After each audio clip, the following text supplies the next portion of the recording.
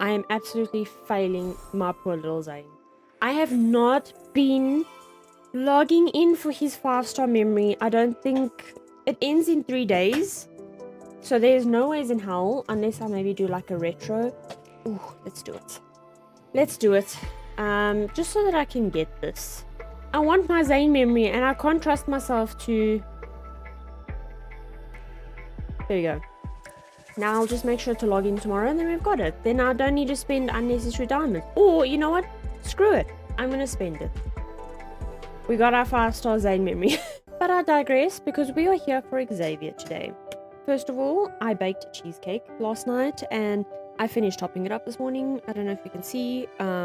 It's a blueberry cheesecake. It came out quite good as my first baked cheesecake I've ever made. So I'm super happy, super excited, in a good mood that it came out quite good. There are some kinks I need to work out in it, but you're not here to listen to me talk about a recipe.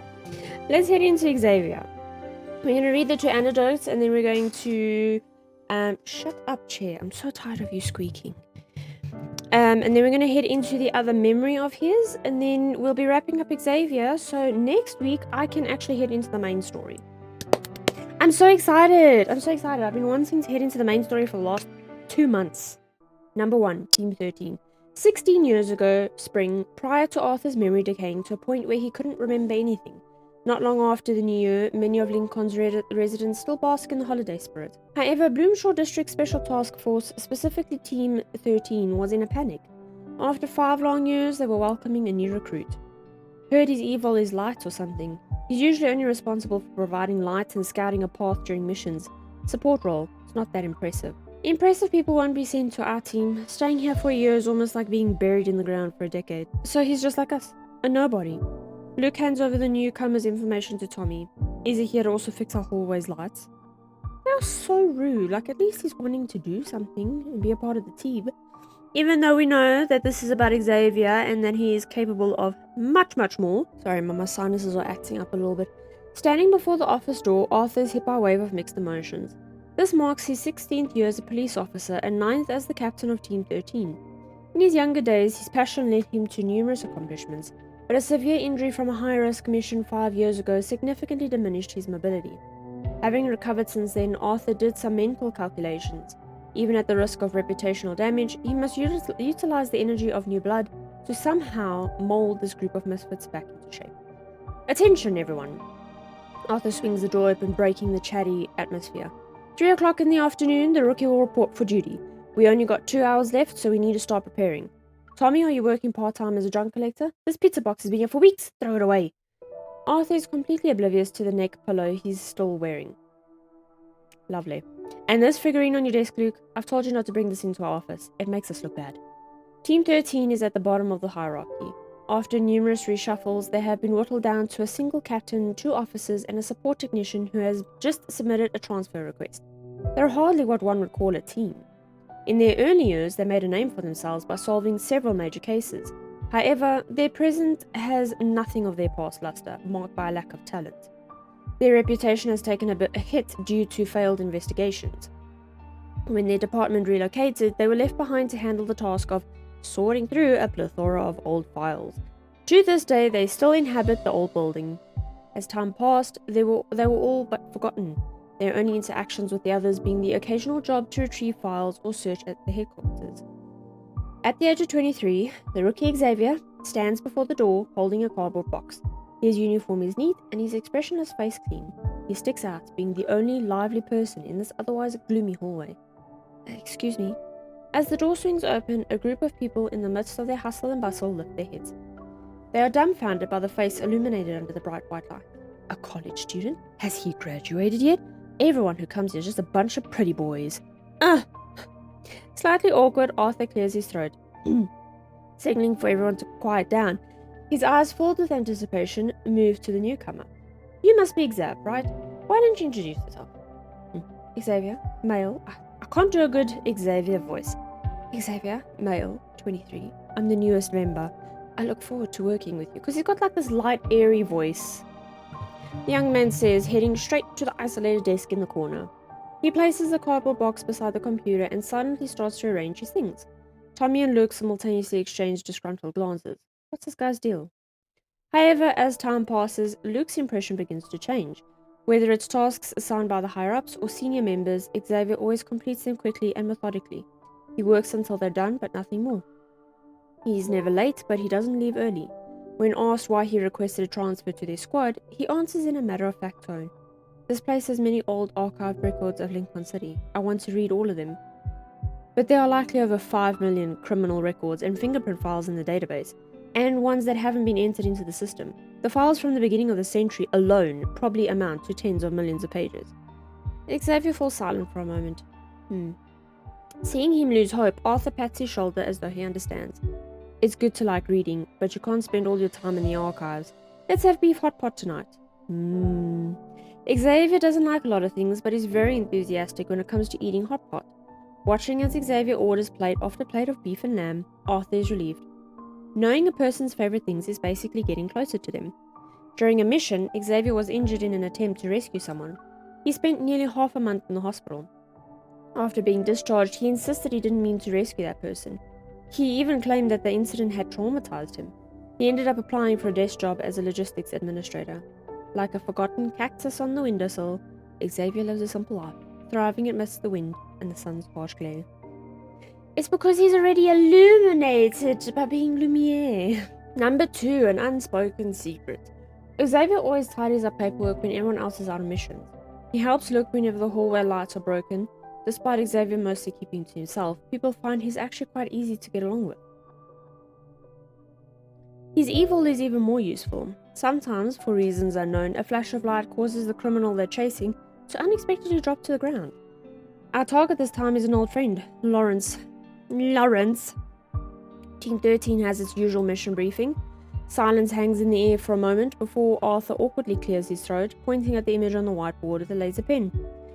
You all know what he looks like. The Skyhaven boys learned Lawrence recently returned. Let's keep a close eye on him and proceed with caution. Lawrence made his fortune selling evil hallucinogens, distributing his supply to major entertainment venues in Lincoln City and Skyhaven. Whether he's smart or has someone else guiding him, they always arrive either too late to find him or the goods are gone. They can never catch him. Several of their meticulously planned operations were ruined too. Just last month, Arthur was disheartened, declaring that if they failed again, it would be handed over to another team. Tommy understood this was a subtle hint from the higher-ups that Team 13 didn't need to continue existing. Our mission this time is rather unique, Arthur says, surveying the group. According to a reliable source, Lawrence will be at the newly opened Palace Bathhouse next month. The purpose of this meeting is to select an undercover agent. His eyes brim with anticipation. They are to disguise themselves as an employee. The goal is to approach the target. No one volunteers. They draw straws. As they all unfold the crumpled slips of paper, a collective sigh of relief is let out. Only Tommy speaks up, on the verge of tears at the sight of a little turtle on his slip. I would rather do anything else. That place is too dangerous. I haven't even fallen in love yet. Please don't make me go. Arthur glares at him with disappointment and frustration. You're uglier than a cow. You'd be seen as suspicious almost immediately. If you'd look like Xavier... That is so mean. That is mean. The room is silent. All eyes turn to Xavier, who is eating his noodles in the corner. Initially lost in thought, Xavier slowly raises his head, feeling many gazes on him. The city's most renowned entertainment district is a short 100-meter street, tightly ensconced by grand, imposing buildings. The alley behind it is narrow and seemingly endless, almost devoid of light. Here, those with shady businesses gather, their intentions silently understood. Deep in the night, a group of men in leopard print shirts and gleaming black shoes saunter on the pavement, spewing alcohol-laden obscenities. Streetlights illuminate job flyers plastered onto the walls, phone numbers mostly torn off. Among the group, a lanky young man with silver hair can be spotted in the distance. In a denim shirt and jeans, he leans against the lamppost, engrossed in the music from his headphones. A middle-aged man, cigarette hanging from his lips, approaches and sizes up the young man engrossed in his phone. High school student? College. Ah, an adult. What brings you here? The young man removes his headphones. I'm looking to make some quick cash. Do you know how? Wayne leads Xavier into a private room on the top floor of the Palace Bathhouse. As he pushes open the door, a middle-aged man in his 40s is seated in the farthest corner, pouring tea at a mahogany-long table. This is the man in charge, Roman. Hello, Roman, Xavier says, following Wayne's leading greeting. I'm Bob. Roman, looking like he's had a long stay in the underworld, scrutinizes Xavier. His gaze lingers. Just as Xavier begins to worry his identity might be exposed, that it's time to do plan B, the man abruptly stands. He pulls a book from the shelf behind him, flipping through the pages. Your name is too plain. Doesn't suit our palace, Roman says. He looks at Xavier. Christian. The palace has only been open for a month, staffed by young people around the same age as Xavier. After receiving his uniform and work badge, Xavier promptly completes his onboarding. The moment he finishes, his superior urges him to clock in. I was about to say to cook in. Xavier's cooking. Where's Alexander? The supervisor anxiously scans the area. What? A stomachache? Then who will go to Fountain Blue? Roman said he wanted to show this batch to Lawrence. Xavier willingly raises his hand. I can go, sir. You're the newcomer, aren't you? The supervisor sizes up the young man, realizing he doesn't have a better solution at the moment. He nods. Lawrence is here to discuss business with our boss today, so mind your words. The supervisor, watching Xavier leave, mutters to himself. Such a handsome fellow, it's a pity he's dealing with this. Xavier arrives at the private room, Fountain Blue. 2 bodyguards stand at the door, only allowing him to enter after a thorough search. As Xavier steps inside, a client is already lying on the massage table. He pushes the tool cart to the side of the bed, simultaneously retrieving the essential oil and slipping on gloves. Ooh, Xavier's giving a massage. Hello, is this your first time here? Could I interest you in a membership? Hands press onto the man's spine, the 3rd vertebra, 5th. By the time they reach the 7th, a strong pressure causes Lawrence to almost scream from the pain. As he tries to lift his head, he realizes he's being held down. He can't move. Where's your supply? Who are you? Lawrence gasps. Let go of me! Help! Ouch! Someone breaks through the door and a group of guards instantly appear at the entrance. Xavier looks at them and releases Lawrence. Don't you know whose turf this is? Lawrence snatches a gun from one of his men. The others also raise their weapons, all points at Xavier. He slowly removes his gloves, leaving everyone unsure of his next move. For a moment, no one moves. Without even seeing Xavier move, some of the men are knocked down by a sudden burst of light. The young man holds a sword seemingly forged from moonlight itself. By the time Lawrence comes back to his senses, all of the men around him have been taken down. Damn, Xavier's got some fire. Xavier walks up to the man, kicks him, and then uses the sword to lift his chin. Can we talk? Hang on, I don't have a sword, but I have a pen. Lift your little chinny chin. Can we talk? I don't know what I put in that cheesecake, but clearly it's done something to me. By the time Luke rises back up, Xavier stands alone amidst a circle of fallen bodyguards. In the corner, Lawrence is tied up with bedsheets, his neck at an odd angle. Xavier, did you take out everyone in this room? No, Xavier walks. Technically, he is right by saying no, because he did not move an inch, and I take it he used his light evil to knock them down, so... Technically... No, Xavier walks down the corridor, pulling Luke by his collar. They ran into my sword! I can just imagine Xavier saying that. Message received, requesting backup. Xavier walks for a bit, then stops. Luke follows Xavier's gaze. A flood of men in black suits spills out of the elevator. I'm not very strong, so you'll have to do the fighting, Xavier says. All Luke knows is that the grip on his collar loosens, and then he's tossed out of the hallway. You didn't look like you were losing. Ah! Half a month later, at the commendation ceremony, Luke scratches his head. Under the fervent gaze of his fellow officers, he steps onto the stage to speak. I'm not quite sure what happened myself. Seeing all those people, I steeled myself and thought, might as well close my eyes and take a gamble. Then I just started punching. Before I knew it, they fell like dominoes. Luke recalls that day with a smirk. Maybe they were just too weak. Oh, the true hero of this incident was our team's Xavier, and there is more. A month later, Polar Bear, notorious for selling illicit evil drugs, shows up at the doorsteps of the police station. He was tied up, weeping and confessing his sins. Another 2 months later, Cash, who had been using his evil to do telecom scams, is found live streaming on Me Too, dramatically slapping himself. Tears stream down his face as he implores everyone not to trust calls from unknown overseas numbers. 3 months later, in light of the outstanding performance of Team 13, the HQ commander temporarily reassigns Luke and Tommy. It's good for further career development, but both of them refuse. They argue their ability to catch criminals is purely because of luck. They felt inadequate being in more important roles. They're open to temporary reassignment, but are firmly against a permanent transfer. For reasons they can't quite articulate, ever since Xavier joined, their previously inept team somehow found their fighting spirit. As for who brought them luck and whether Xavier is as simple as he appears to be, no one wants to know. Everyone seems to have an unspoken understanding to guard this secret. Number 3, a familiar face. As the year draws to a close, the medals and recommendation letters from headquarters arrive. Tommy and Luke, 2 men on the cusp of their 30s, hug each other in a tearful embrace. For a moment it's unclear whether Luke is crying from being overwhelmed or from the prickling pain of Tommy's wire-bristled stubble. After years of being underdogs, recognition finally came, reigniting the dreams of many. Luke pushes Tommy, rubbing his own reddening cheek.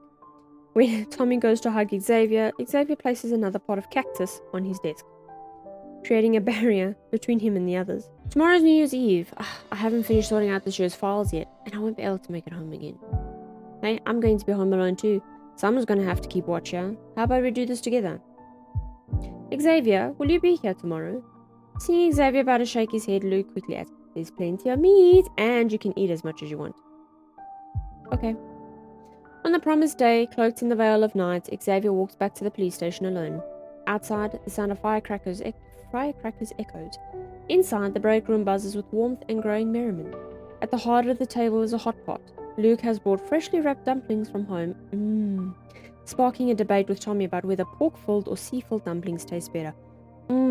Seafood though, definitely, because I don't eat pork, so seafood, yes, seafood dumplings. I am in the mood for dumplings now. Arthur calls out to Xavier, why are you standing there? Come in and help put up the paper cuttings while the food cooks. Once the dumplings are eaten, snow begins to fall again.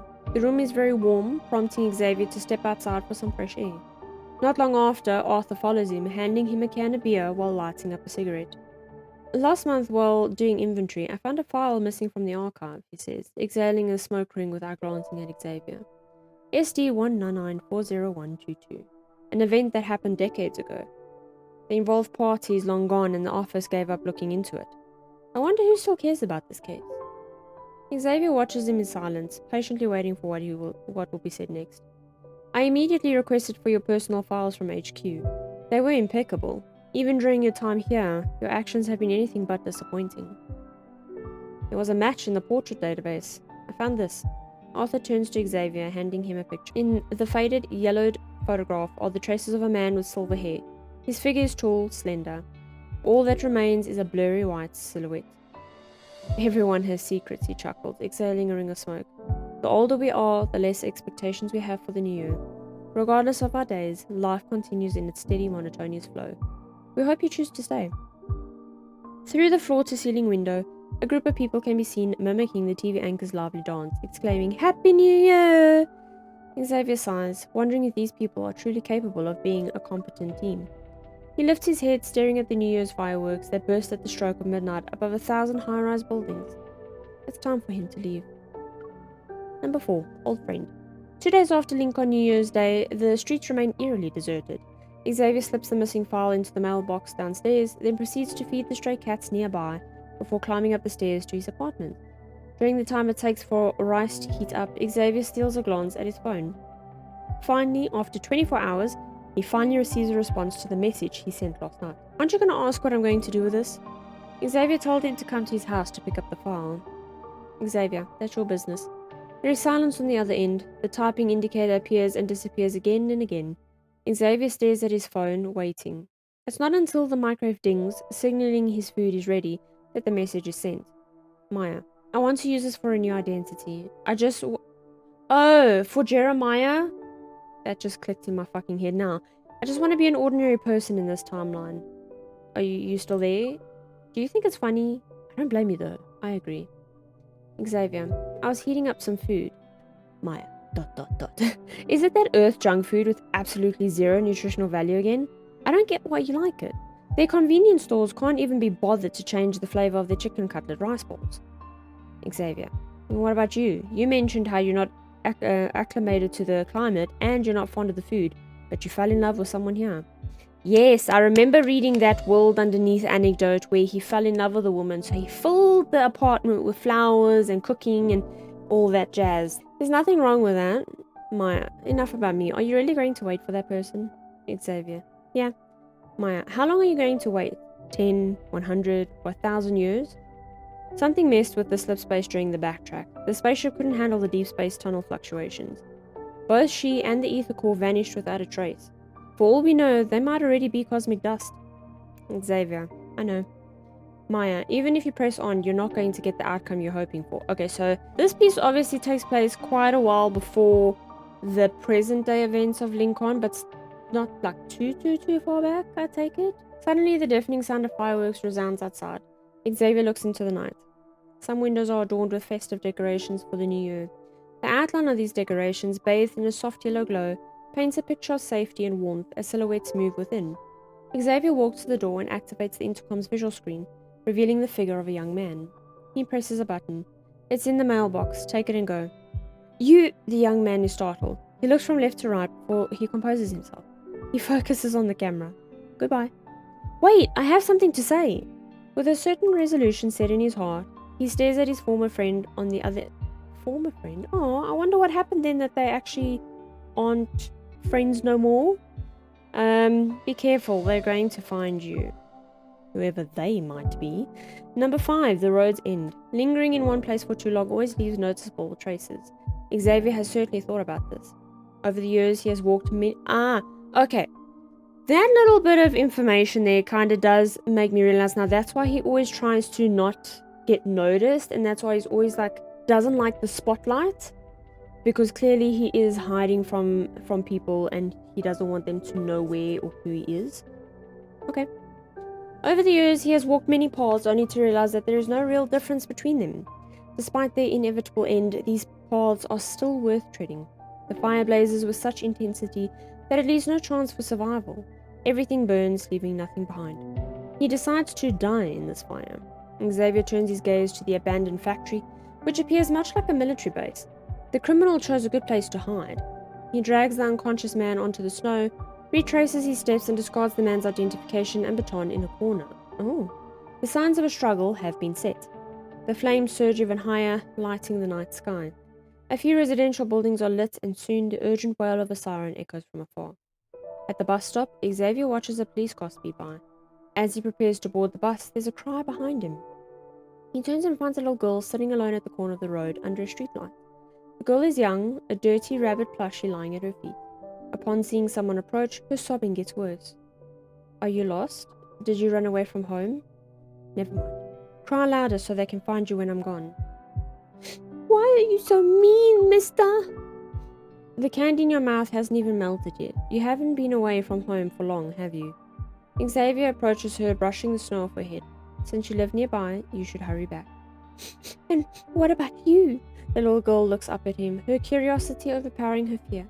Did you run away from home? What is that shiny thing around your neck? Yes, I also want to know, because it was mentioned in the previous myth, this little red light thing. Tell me. Xavier rubs his neck, choosing the easiest question to answer. I'm leaving soon. What a coinky-dink. A voice suddenly rings out from the other side. The young man, leaning against the sign that reads closed, stares at Xavier with an air of enthusiasm. He has silver hair, much like Xavier's, though he seems slightly younger. Long time no see. It has been a long time, Xavier says, looking at his former friend. You followed me all the way here to let me know. Must have been hard. I'm curious how you managed to elude us. His friend walks over. Hiding in plain sight as an inconspicuous guy. It's not much different from what I imagined. I thought you killed him before leaving. He shrugs, a twinkle of amusement in his eyes. You abandoned them, just like the backtrackers. How are you going to cover your tracks this time? Kill me? Or let me? Before he finishes speaking, a dazzling light flashes. When his vision clears, Xavier and the little girl are nowhere to be found. The man stares at the footprints in the snow and grimaces. A blade of light materializes in his hand, and he hurries to follow the faint energy ripple. Just a street away, Xavier lands in a narrow alley, cradling the girl in his arms. The flurry of snow he makes conceals their footprints. He picks up the fallen rabbit plushie, brushes it off, and hands it to the girl. If anyone asks, say this rabbit helped you. The little girl clutches her bunny tightly, nodding. You're very handsome. When I grow up, will you be my boyfriend? No. Why? Do you like someone already? Xavier hums softly, turning a blind eye to her sad expression. He hurries out of the alley. I'm leaving now. You can watch the shooting stars later. Oh, this poor girl is so starstruck already, and it's just so not. No. The surrounding light gradually converges in the palm of his hand. The streetlight nearby, the searchlight in the distance, and the light from every window of the surrounding skyscrapers suddenly go out, and even the moonlight dims. The city is plunged into darkness. The sound of footsteps stops, then draws closer. Xavier opens his eyes, but he doesn't turn to face the person behind him. Instead, he gazes at the sky. You've never managed to beat me in the past. Things are different. Besides, the teachers at the academy will only teach the best of the best. It's too dark, so much that the young man named Xavier, is that how you pronounce it, can barely make out Xavier's silhouette. His position can only be discerned through the sound of his voice. You can now guess how I'll erase our traces? Suddenly, the darkened sky illuminates. Radiant light engulfs the two. Clusters of light streak across the sky like countless shooting stars, each shining brightly. The light bathes the city hall, illuminating every tree lining the streets, and in an instant, the entire city is as bright as day. Sweetheart, what are you doing here? You had me worried sick. The girl holds her breath, clutching the rabbit plushie in her arms tightly and staring at the sky. A young woman, tears streaming down her face, hugs her. The girl's eyes light up with excitement as she exclaims, Mom, a very handsome guy saved me. So much so for saying that the rabbit helped you. Arthur is jolted awake by an urgent call. An explosion has occurred at an abandoned factory in the southern part of Lincoln City, where strong traces of evil have been detected. An anonymous tip claims to have spotted the silhouette of the S-rank fugitive Greyhawk. By the time he arrives at the scene, the factory, enveloped in raging flames, has been burned to a crisp. As for Greyhawk, he is currently lying shivering in the snow, on the verge of being frozen to death. Arthur has a bad feeling about this. Turning to his colleague, who arrived earlier than him, he asks, What happened? What's that guy from your team called? Silver hair, kinda young, doesn't smile much, keeps to himself. The officer ponders for a moment. Is it Xavier? Arthur nods, a sense of foreboding creeping into his heart. He was trapped inside. Oh, he faked his death. His colleague's voice suddenly falls to a whisper, his gaze fixed on the raging fire. He couldn't get out. The entire city is blanketed in pristine silver, devoid of any sound. The heavy snowfall ceased by dawn, leaving only sporadic snowflakes to flutter into Xavier's face. The fresh, crisp snow crunches under his boots, each step becoming more heavier than the last. By the time he reaches his home, he can only lean against the wall and slowly sink to the ground. After such a long journey, it's time for a good night's sleep.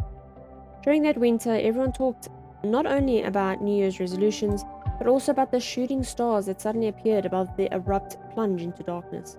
Some speculated it was an explosion of a neutron star millions of light years away. Others suggested it was a Renaissance aircraft from a neighboring country being destroyed or a new type of biological weapon. A day later, a team conducts a thorough search of the factory. Eventually, in an abandoned partition on the third floor, they find a police gun designated ST-1101 and some remaining identification documents. Xavier, 23, served in the Bloomshaw Special Task Force of Lincoln City in the winter of 2033. He honorably sacrificed himself during his solo mission to apprehend the wanted criminal Greyhawk. Okay, at least we know when this took place. This puts it a little bit into perspective. 2033 is when he now faked his death. The following year is when the opening of the Deepspace tunnel happened, which is that catastrophe that happened where Xavier saved us, and then 14 years later is when we jump into the timeline at 2048. But if this is near the current timelines though, this is not a big gap between the years. Like, it really isn't. It's not like 100, 200 year gap. So faking his death, this is in Lincoln City, faking his death, how would that have worked? Because he went by his real name, everyone knows what he looks like, and now he pops up in the academy? Or am I just confusing things that don't need to be confused? Let's read on. The passing spring, number 6. In the year 2045, spring arrives. The day before New Year's Eve, Xavier finds himself in a cemetery on the city outskirts. Despite the passage of time, the disaster from 11 years ago failed to ravage this place. The sun, however, has bleached the granite tombstones white, and the details of the deceased have been obscured by grass and blossoms. But, in line with the Special Task Force's customary confidentiality, tombstones bear no pictures or names, only birth and death years and a string of special police numbers. Initially, Xavier only remembered ST-1101. As the years passed, many people appeared. Some were old friends, while others were strangers. Some he had spoken to, and others he had merely encountered once before. He didn't visit often, but whenever he did, there were always flowers placed on the grave. He remembers the month just after his death. The turnout at his funeral was not large, yet inexplicably everyone was crying. Luke, removing his glasses, was sobbing, snot running down his nose. Tommy, embracing Arthur, wailed loudly. Even Arthur suddenly wiped the corner of his reddened eyes, though he turned his head away. It's a peculiar feeling, as if part of his life is buried beneath a tombstone, despite it being empty. It's not the absurdity of being taken by death, but rather the unfamiliarity of being remembered for the first time by those who should not remember him. It's like a traveller, after many years, returns to the place from which he departed, only to discover someone is still gazing at the spot where he vanished. Happy New Year. The florist takes the money and hands him the flowers. Xavier collects his thought, expresses his gratitude, and also wishes him a Happy New Year. Within the cemetery, Xavier gently places flowers on the graves of those he respectfully refers to as neighbours. A young girl hurriedly wheels an elderly man past him. He always keeps saying that. Luke this, Tommy that. Oh, and your beloved rookie Xav. Upon hearing his name, Xavier turns around. He sees the elderly man in the wheelchair point at him, his hand trembling. Is that Xavier? That's Xavier! The girl pauses, her gaze meeting Xavier's. She gives him an apologetic smile. I'm sorry, my grandpa's old. He confuses people when he's not lucid. Xavier shakes his head. It's alright. He doesn't say much and the girl doesn't follow up.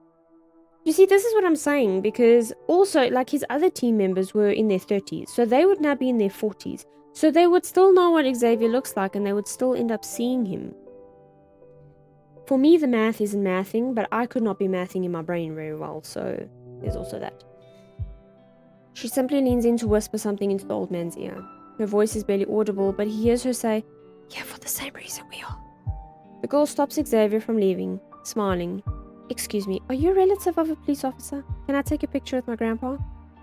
Xavier turns his gaze to the elderly man in the wheelchair and nods. He wheels the old man to the edge of the cemetery, beneath a lone pine tree. As the setting sun disappears, the overlapping shadows of the tree and the people dance upon the aged white brick wall. I may be old, but my memory isn't as frail as you might think, the elderly man in the wheelchair says slowly.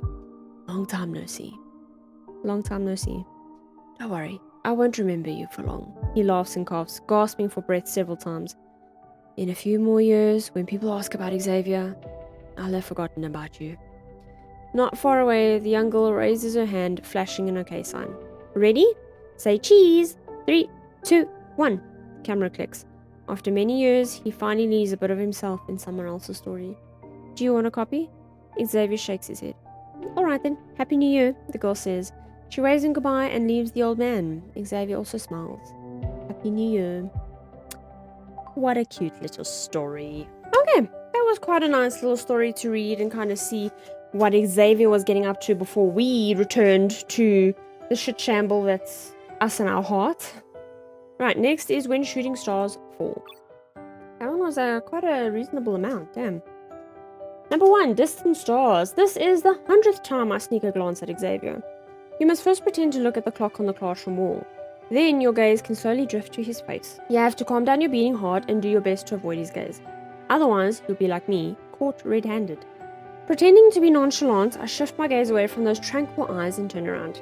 According to the first law of cosmic attraction, when a person unwittingly looks at someone, there's a 98.8% chance it's because he's looking at you too. Perhaps I caught him red-handed as he stared at me. That's what I tell myself in any case. 3 years ago, when Xavier first arrived at the academy, it was a rare sunny day. It was the year 214. 214 years have passed since Philos's birth. It also means 214 years have passed since Earth's demise. Hang on. So if I'm understanding this correctly, Lincoln City is on Earth. Okay, and the whole catastrophic chronosphere rift thing happened 14 years ago with us, and then we jump in 14 years later with us. So you telling me, because it's saying here, 214 years have passed since Earth's demise. So Philos is actually in the future? So are you telling me that all those myths we've read where we're on Philos is actually in the future and not in the past? Because to me, I thought it was all in the past. But this is saying that it's in the future, if I'm understanding this correctly. Okay. Our teachers, born during the age of Earth, said we had substituted Earth's extinguished core with a powerful artificial one. This core holds fragmented land masses together, preventing them from scattering into the starry sea. So aside from more dust, more cloudy days, and cumbersome travel between tectonic plates, our planet isn't much different from the Earth of years past. My feet have never touched the soil of other places on Philos. Our plate, where the Academy is located, is quite small. Also, unlike us, we were brought here after our evil awakened. Xavier was a transfer student. Perchance it was the splendid sunshine or something else, but I can always vividly recall the first time I saw him. He was tall, skinny, dark and handsome. He was tall, skinny, wearing a white school uniform. His eyes were a shade of light blue, as pretty as the sky that day. Xavier entered the classroom with a wooden sword strapped to his back.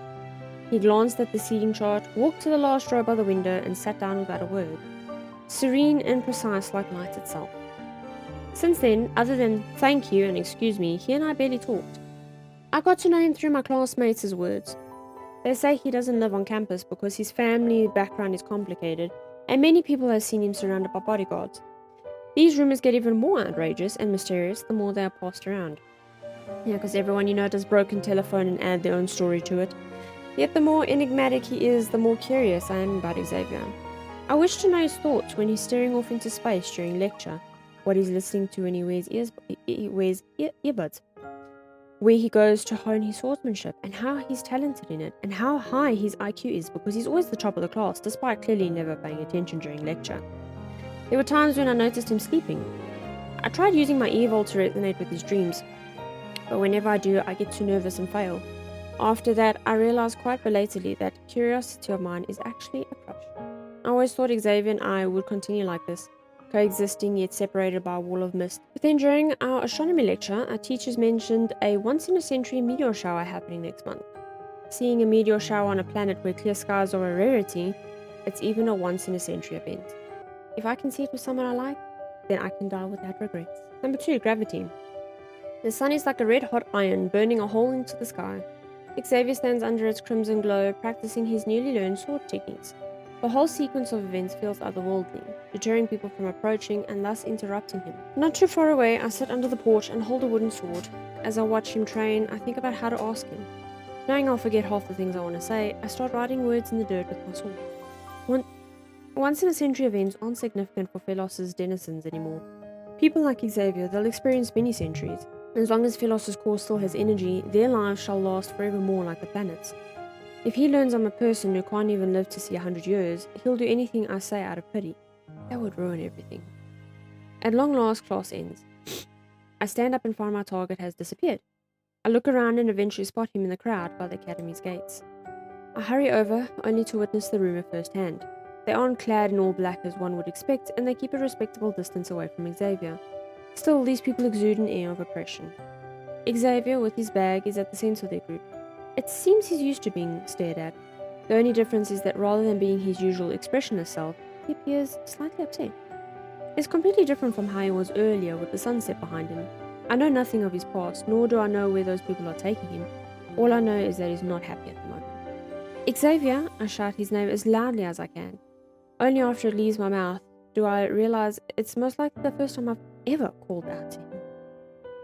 The evening breeze rushes through the streets. In the sea of people, he turns around. His slightly puzzled expression softens when our eyes meet. I walk up to him, saying a teacher has requested his presence. Then I grab his hand and start running in the opposite direction. Bold, really bold. As for where we're headed, I haven't thought that far yet. And although I don't see Xavier's expression, his grip on my hand gradually tightens. They're catching up. His voice scatters in the wind.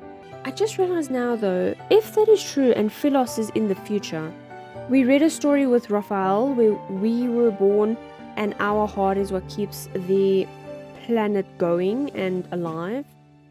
So then that means that our future is destined for doom and gloom forevermore with the new planet, because we're the one that's keeping it alive and we need to die in order for it to stay alive. While I'm dazed, Xavier pulls me into a round tower and enters an empty auditorium. The lights off. He and I are like animals who escaped the cages, breathing in the dark.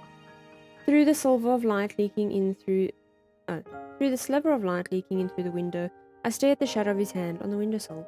My heart is about to leap out of my throat. Some time passes and Xavier pulls out a nearby chair and sits on another desk. I stare at him for a moment before realizing he's asking me to sit. Why did you help me? Sitting on the table, he's taller than me by a considerable amount. His eyes, swirling light in their depths, look down at me in the dark. You appear to be upset, so I thought you wanted to be free. How did you know I was upset? Well, we're classmates, aren't we? It's normal for me to be able to read your expression. As I try to find a way to explain myself, Xavier speaks. You learned by sneaking glances at me during class? There's a reason for that. Xavier looks at me as though he's expecting an explanation. I wanted to ask. Oh no, I wanted to invite you to watch the meteor shower at Sky Mirror Salt Flat with me. I heard the lake is very shallow, so when light reflects on its surface, it's actually like a mirror. It's going to look stunning with the meteor shower. Besides, a once-in-a-century thing, there won't be a next time. It's just another 100 years. For you, maybe, but for me... Huh? It's nothing. Do you want to go or not? It's truly pretty. I take my chance to invite him, but when I'm met with silence, I can feel my heart fall to the ground with a heavy thud. Xavier's gaze becomes distant. He only responds to me after some time has passed. I can't. Is it because of those... I hesitate, wondering what to call them. People? Xavier appears shocked, then he nods without saying a word. I don't force him to elaborate and observe the way he looks at me. I reach out and poke the corner of his mouth. Don't be sad. I'll just go by myself. I'll bring your wish to the stars when I do. What's your wish? I don't have one. How could someone not wish for anything? Oh, do you want me to make a wish for you? I stand up from the chair and face him. I close my eyes with my hands clasped in front of me, wishing with all my heart. I wish Xavier is forever free to do what he wants.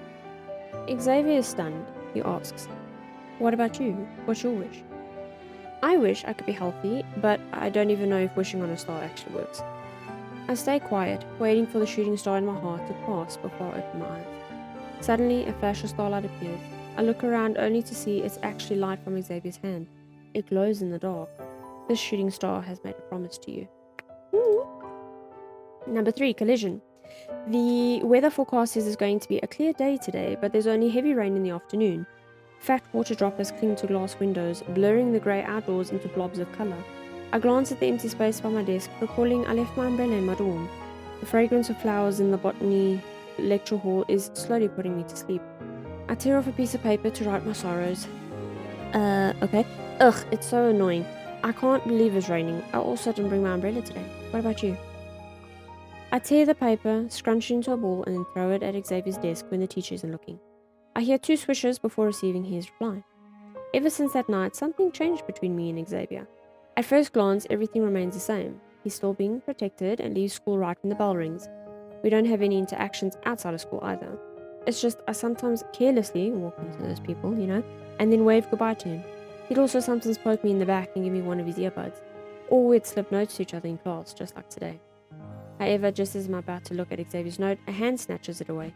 I look up to find the teacher staring angrily at me. The classroom becomes quiet, waiting with bated breath. Luckily, he just took my note and told me to be on cleanup duty later. The rain falls from afternoon to evening with no signs of stopping. Watching my classmates leave one after another, I pack my things and get ready to start my cleanup duties with the desks and chairs. When I turn around, I notice Xavier sitting at his desk. I rub my eyes, wondering if today's a special day. Did you stay behind to help me clean up? Xavier shakes his head and takes out an umbrella from his bag, placing it on the table in front of me. I stayed to tell you that I brought an umbrella. I recall the note the teacher took from me with its half-revealed answer, and stand there like an idiot. But those people, I look out the window in a panic. They're going to be watching us, right? Maybe, Xavier says. He opens his hand and all the lights in the room gathers onto his palm. Now they won't be able to see anything. He's like a walking, breathing, deluminator. Is that what it was called with Harry Potter? I'm sure it was called a deluminator. It's like that, but a walking, breathing one. Under an already gloomy sky, the lack of a light source makes everything more dim, secretive. I try to appear calm as I look away, but now it's too dark to clean up. Are you waiting for the rain to stop? Xavier holds a towel, watching me from the classroom doorway. I come back to my senses and run to him. With Xavier's help, my work gets done in no time. After I put away the cleaning supplies, I find him idly on the stone steps in front of the building. Seeing me approach, he opens his umbrella and says, "Let's go." Under the umbrella, it's almost as if the storm outside has nothing to do with us. While Xavier listens to me ramble on about the impression I had of him, I notice the corner of his mouth curling up. "You're smiling a lot more since we've met, Xavier." "Shouldn't you have heard that from other people already?" "Fine, suit yourself," I huff, continuing to walk beside him. And, of course, when silence falls between the two of us, my stomach lets out a loud, long groan. I look at Xavier immediately. He looks back at me with a blank stare, then there is mirth in his eyes. "Do you want something to eat?" "But it's so late now. Are you allowed to?" I scan our surroundings, getting the feeling of being watched by countless eyes in the dark. Looking back at Xavier, he hesitates for a few seconds before he adjusts his grip on the umbrella, shielding us completely from view. He hurries, so I walk faster to catch up with him. We almost end up running. We are being lawbreakers. When we leave those gazers behind, Xavier and I stand under the shade on the side of the street. We eat bread as we watch the endless rain. I take a bite out of my bread and glance at Xavier, my gaze eventually landing on the sword on his back. "Xavier, can I look at your sword?" He's a little confused, but he still takes his sword out of its sheath and hands it to me. All of a sudden, I feel nervous. I wipe both my hands on my shirt and take it from him. I run my hand along the wooden sword, feeling every groove beneath my fingertips. Wooden swords aren't sharpened, and Xavier's isn't any different. Even though there are countless marks from wear and tear, anyone can see that the quality of the sword is beyond average. "Xavier, why do you like to train so much?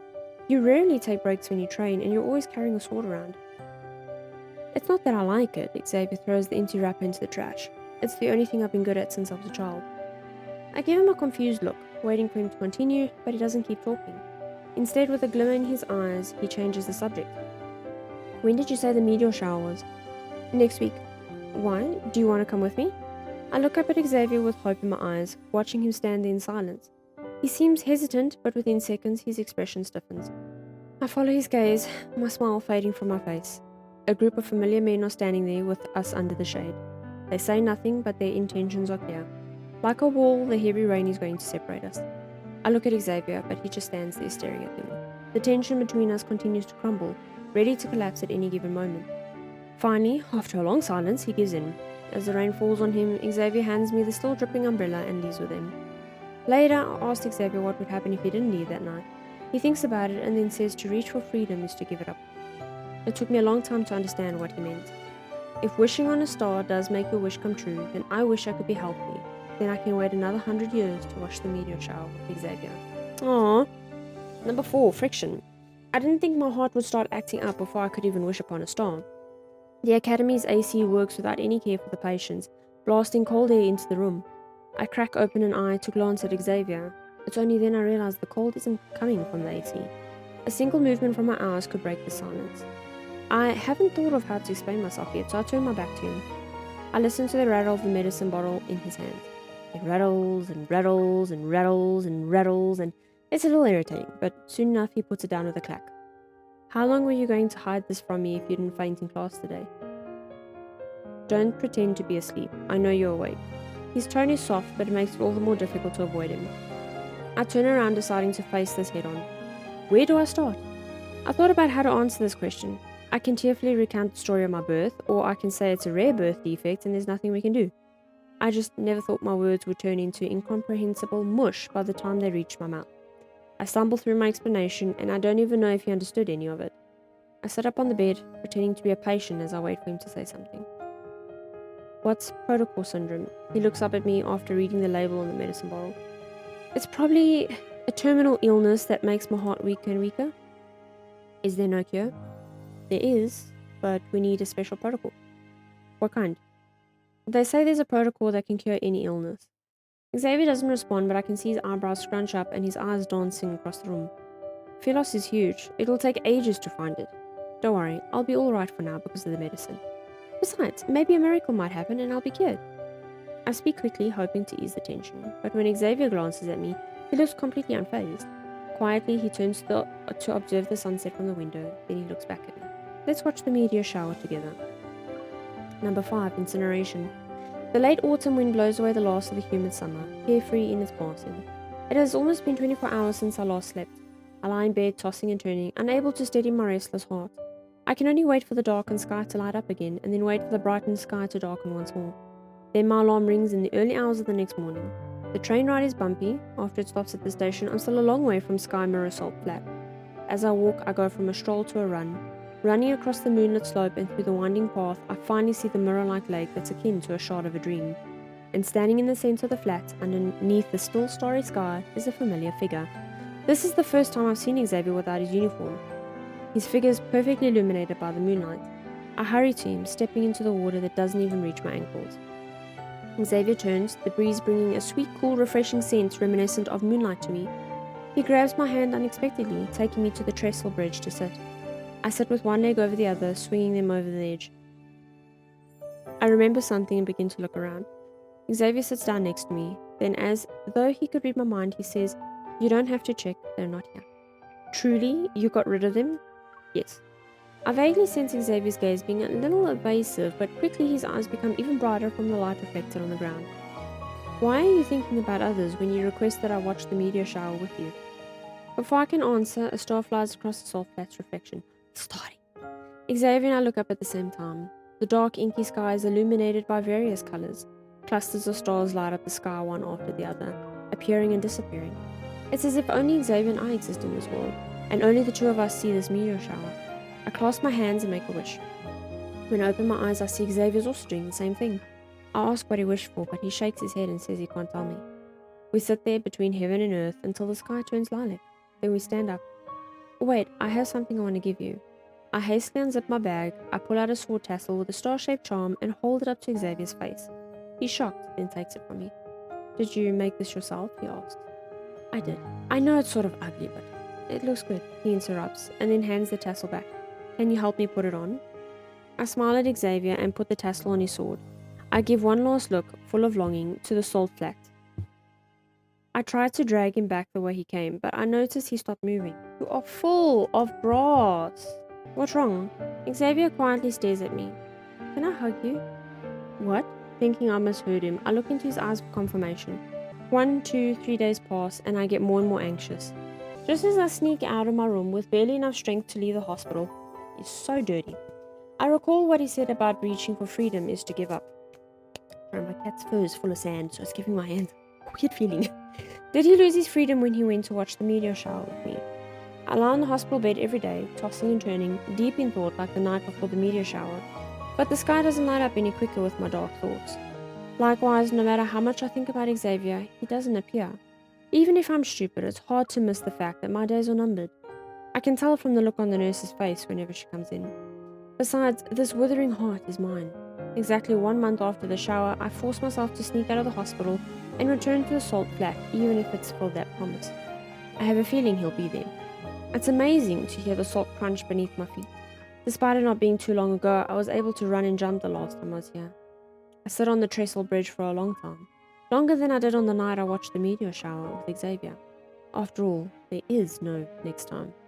Just as I prepare to leave, I see a star reflected in the distance. It hangs on the pommel of a wooden sword, swinging this way and that. It's Xavier. He's running. To me. He stops in front of me. It is only then that I notice the wounds on his hands and face.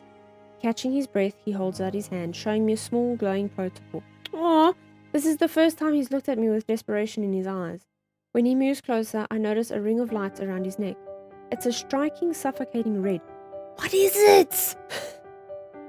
Did you exchange your freedom for this? He doesn't answer. He says this is the protocol that can save me. He found it. But this withering heart is still in me. It's a flickering candle about to go out at any moment, holding on only by desire to see Xavier again. I reach out and touch the wounds on his face. Some of the blood has already dried.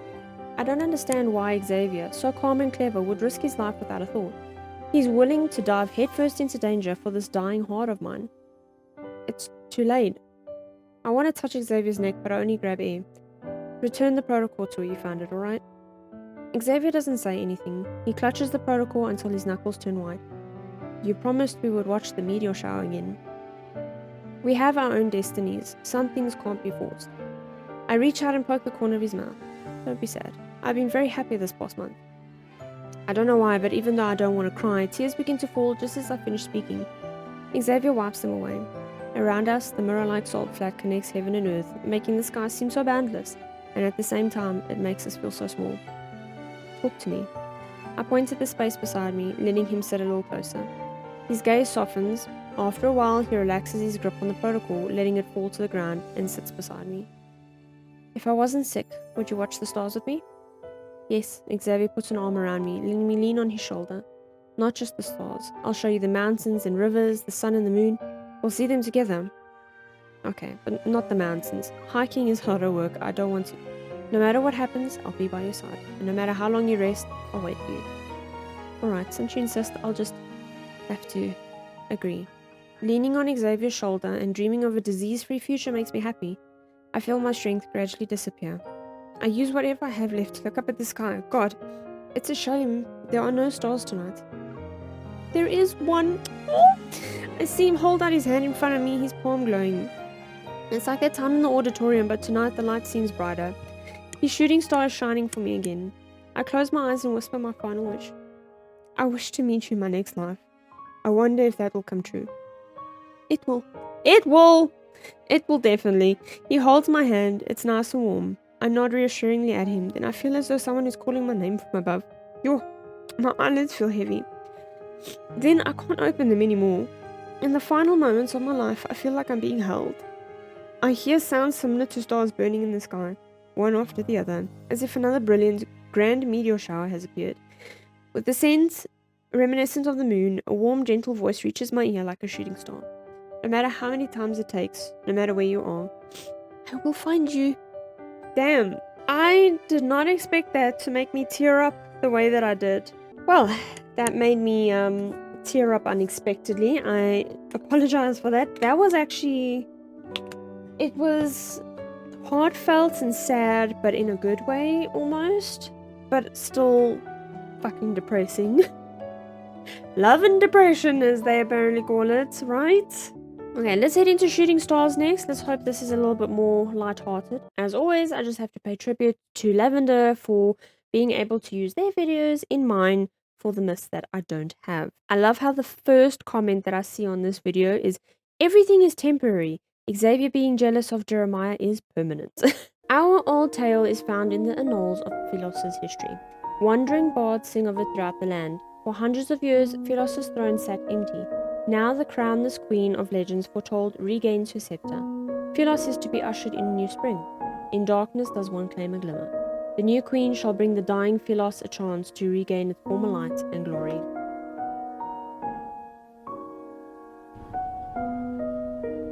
I sit on my cold throne. At the bottom of the steps is my grandest knight, Xavier. A queen's coronation ceremony should be a day of bliss, yet he chose today to bid me farewell. Are you not afraid the backtrackers suspect you betrayed them for a private audience? They are aware. As a knight, it is my duty to attend to your majesty. Are you truly leaving? The spaceship is ready. Your trip is one of danger and uncertainty. Our safety is assured so long as your majesty doesn't call our steel into battle. Your majesty. He addresses me with a cool indifference. Actually, Xavier hasn't addressed me with my name for years. And now seeing him stand, I realize it's been some time since I've gotten a good look at him. You've already made up your mind. In that case, I rise from my throne and walk down the steps. I will tell the citizens. I stand before Xavier. The grandest knight perished in battle. I shall give him the highest honor. He smiles at me.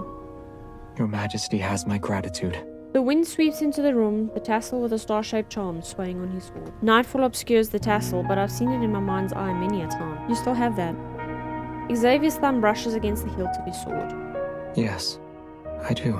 I remember the first time I asked him about it, long, long ago. We were but students at Astria Knight Academy. So does that mean that the anecdote when shooting stars fall or something like that, that was the first and then this comes after that? Winter snow melted and wavy leaf sea lavender sprouted around a statue, the holy sword of the goddess. After hearing the Star Hunters returned from their space expedition, I rushed out of my dorm and sprinted down Astroscience Avenue to the monument. Students huddled in small groups, listening to Vice Captain Jeremiah brag about his adventures. Jeremiah, where's Xavier? Looking for our princely prefect, are you? He checked his surroundings and scratched his head. Strange. He was here earlier. I turned to look at the looming clock tower. I know where he is. Must be at his secret hiding spot again.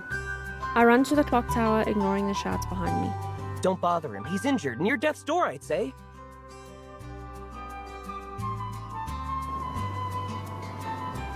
At the very pinnacle of the clock tower, Xavier sits on an edge. Why didn't you tell me of your return? Planning to sulk in the shadows of the clock You tower? still sought after me, even when I hadn't said a single word. He didn't turn to face me, and his voice was surprisingly calm. I sat down next to him. I watched as he reattached the tassel with a star-shaped charm to the hilt of his sword. He must have been staring at it again. What's wrong? Did someone tease you?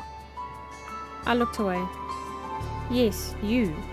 Jeremiah said you were on death's door. I was somewhat concerned. Here you are, hale and whole. I can be on death's door and you would only be somewhat worried. I see. I won't even bother fretting over you next time. Xavier chuckled. Well, I was worried you desired revenge. Only an arm and a leg would suffice. If you are genuinely worried, then don't keep us in the dark. And you owe me. A month ago, we had a break from our studies in the winter. The Wanderer attacks became more frequent on Philos. All students were to report their whereabouts to the academy. Xavier was the only one who did no such thing. A day after our winter vacation started, he quietly boarded the spaceship for the Star Hunter expedition and disappeared into the starry sea. Shh, was all he said to me when I happened to meet him by chance prior to his departure. The academy and your family were relentless when they lost contact with you. I covered for you and worried about your safety. Sleep has evaded me ever since. The more I remembered, the greater my anger, but Xavier continued to You laugh. were quick to deflect any suspicions heading my way. Your next drink is my treat. Is that it? Would a piece of brown sugar cake satisfy you? The gentle breeze passed us by and his laugh only made me more upset. I decided to not forgive him for sweet. 2 pieces. All right.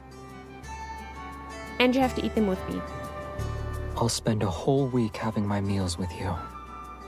Closing his eyes, Xavier lay down on the platform.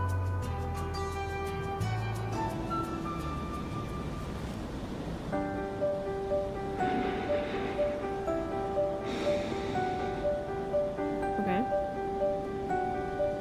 It is quite unlike you to stare at me without saying a word. Breeze is delightful. Won't you join me? Technically, we're already joining him, we're just not lying down next to him. Your family visited the academy several times now. Something urgent might have occurred. The Lightseekers will start their recruitment next month. Shouldn't you be training? They seek only one new face. You always avoid talking about your family. Is there a reason?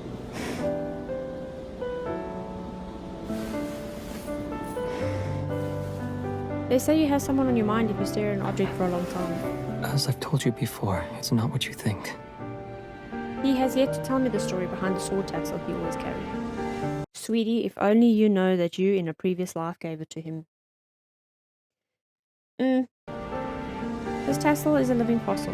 Your beloved must like vintage things. Is that so? And may I ask what kind of tassel is popular nowadays with the townsfolk? He's avoiding the important part. Get used to it, he's like that all the time. Simple, neat, just like the one on our uniforms. I never noticed. To be honest, your description matches this tassel. They are different. Are your eyes not working? I'd rather...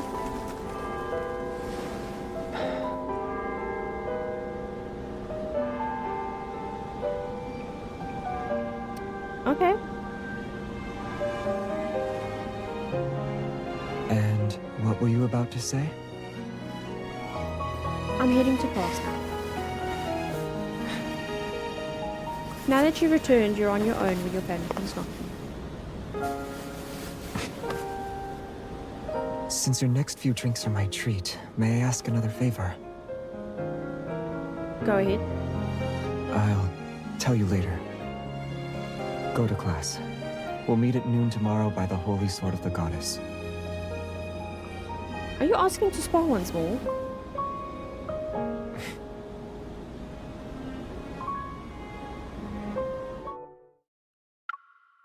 Astria Knight Academy is the oldest, most prestigious institution in Philos. Many of the planet's swords masters and grandest knights studied and graduated from the academy. It was established to train knights for the Order of Lightseekers who answer only to the royal family. The Academy's 3 student houses specialize in various branches of swordsmanship. The Star Hunters specialize in the Strength style, the Moon Chasers specialize in the Supporter style, and the Rainbow Runners in the Defensor style. However, everyone regards one another with respect and is willing to work together. Yet this year students thought I, the Moon Chaser prefect, had an arch nemesis. In other words, I had a supposed rivalry with the Star Hunter prefect, Xavier.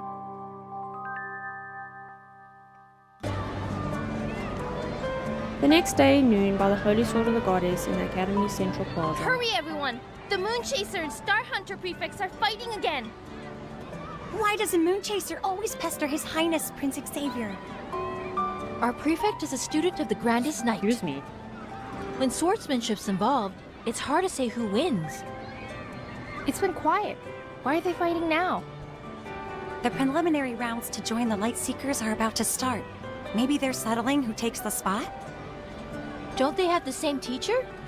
They should make better use of their time. They probably despise each other. That has to be it. They must truly hate each other then.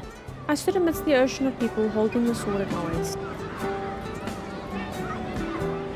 Standing across from me was Xavier, unperturbed by the gossip. My weak point will be revealed by your 30th move. Strike me down before my comet trail determines the outcome of our battle. I couldn't help but sigh after glancing at those around me. Why do you always request a public beating when there's no excuse to knock off home, Xavier? Everyone and their mother believe we hate each other. We both attend the academy, and the Grandest Knight is our teacher. You are the only one who has a chance of winning against me. Losing to a stranger would be unheard of. This shall be our last duel. Double, Q said the same words upon refusing to take the final exam for culinary arts. The professor spent the entire afternoon scolding me for bullying my classmates. I'm sorry. Do you refuse to meet His Majesty? That's why you snuck out with the expedition team? I wish he never was my father. Xavier lowered his head and caressed the sword hilt, his fingers touching the tips. The star-shaped charm shone bright, almost blinding me. Alright, however, this is the last time. I also have a request. Go on. I stared at the tassel for some time, then shifted my gaze elsewhere. With a flick of my wrist, I unsheathed my sword. I'll tell you when you lose. Let's get started. What is to be your 30th move? Don't go easy on me. I'll defeat you in less than 30.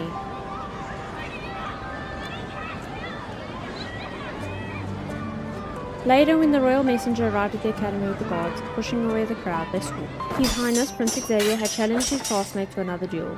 They moved quick as lightning, with sparks flying off their swords. Another clash of steel. For what?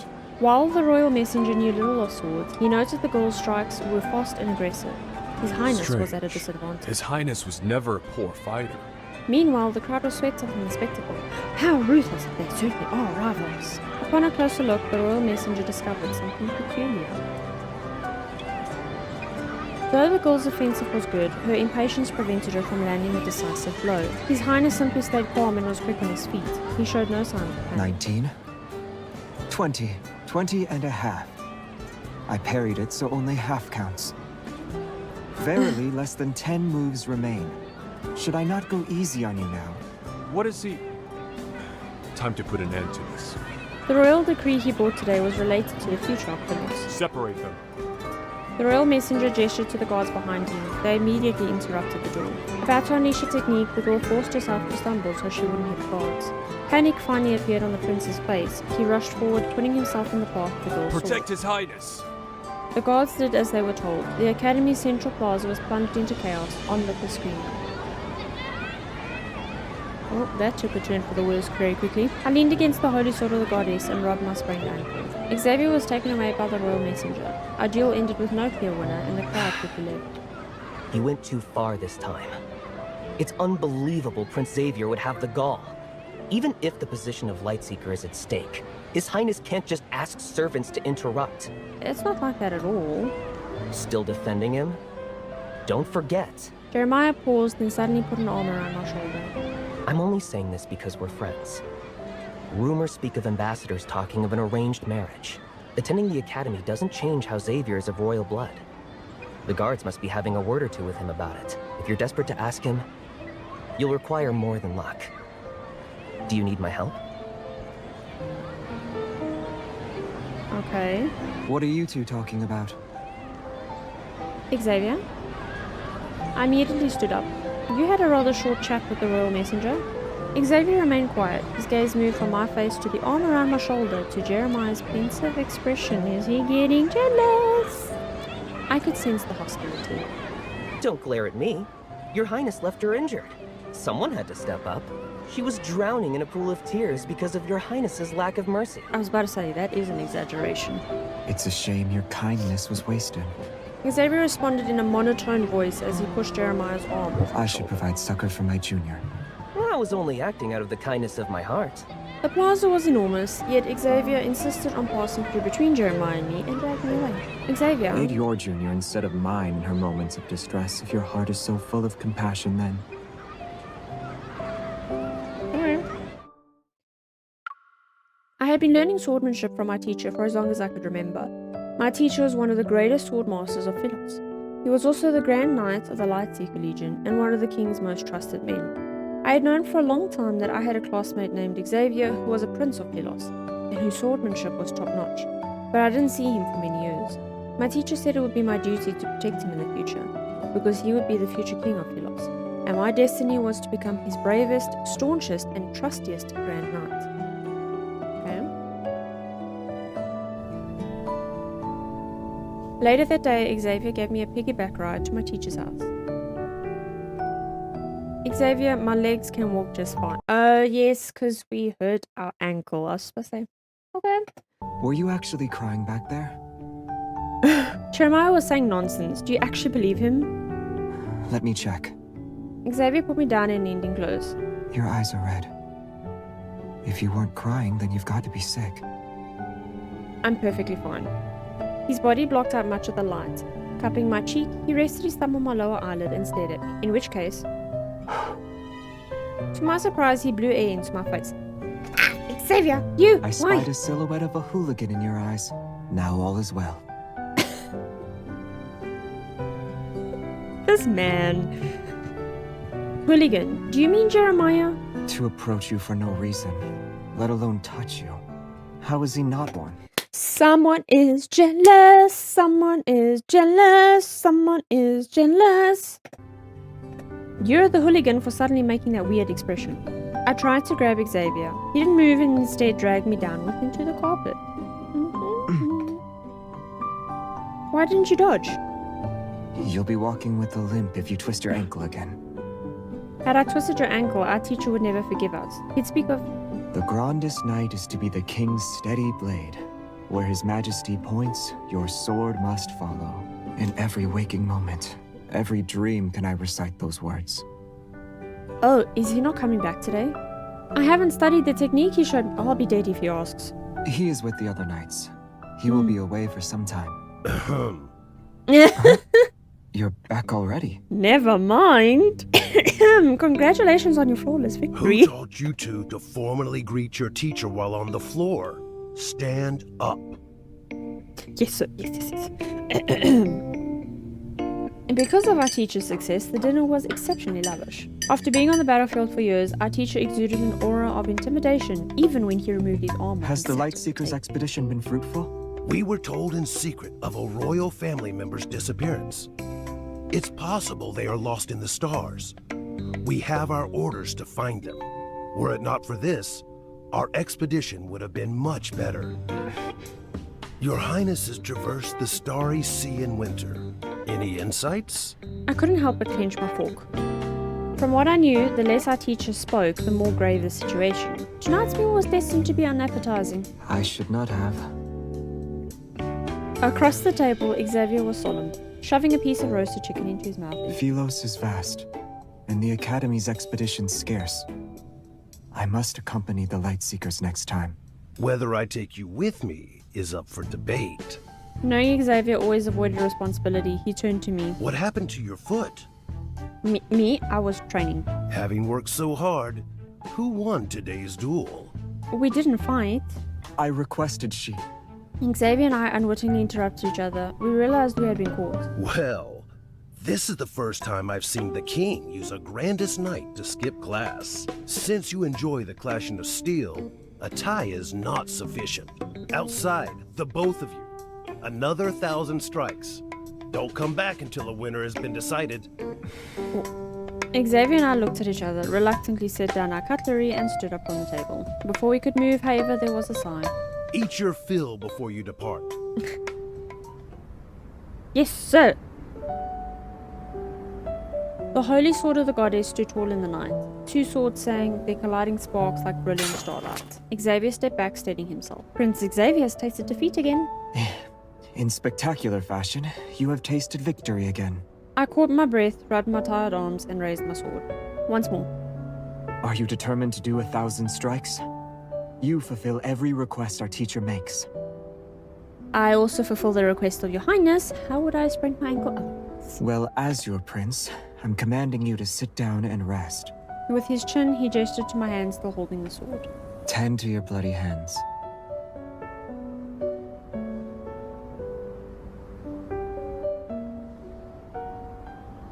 Under the holy sword of the goddess, Xavier and I sat near each other. Taking my hand, he poured medicine over my bloodied palm. Ouch, you used too much. It hurts. And yet, with remarkable determination, you didn't appear to be in pain. It's great to be punished by our teacher and then reprimanded by our prince. Xavier carefully bandaged my wounded palm. I gazed at the tall statue behind me. I understand our teacher's reasoning. This monument was forged from the swords belonging to previous grandest knights. I was to be reminded of that. Wherever his majesty points, a knight's sword must follow. You are no knight. It's only a matter of time before I am. Hugging my knees, I enjoyed the sight of Xavier being focused on tending to my wounds. Why did his majesty send the royal messenger They're here? requesting I return, like always. The royal messenger said the preparations for the titleist ceremony are underway. The titleist ceremony? So suddenly? As the only prince of Philos, Xavier had to participate in the royal family's numerous ceremonies. Not a single one could be skipped when he was to wear the crown. The statue was covered in ivy, fireflies flew out from under the leaves. Specks of light illuminated Xavier's face, yet his eyes dimmed. He might for a not make moment. it this time. He, as in Xavier's father, the king of Philos? Xavier's relationship with his majesty was a subject of taboo. Will you depart immediately? Xavier shook his head. I refuse to forget that incident.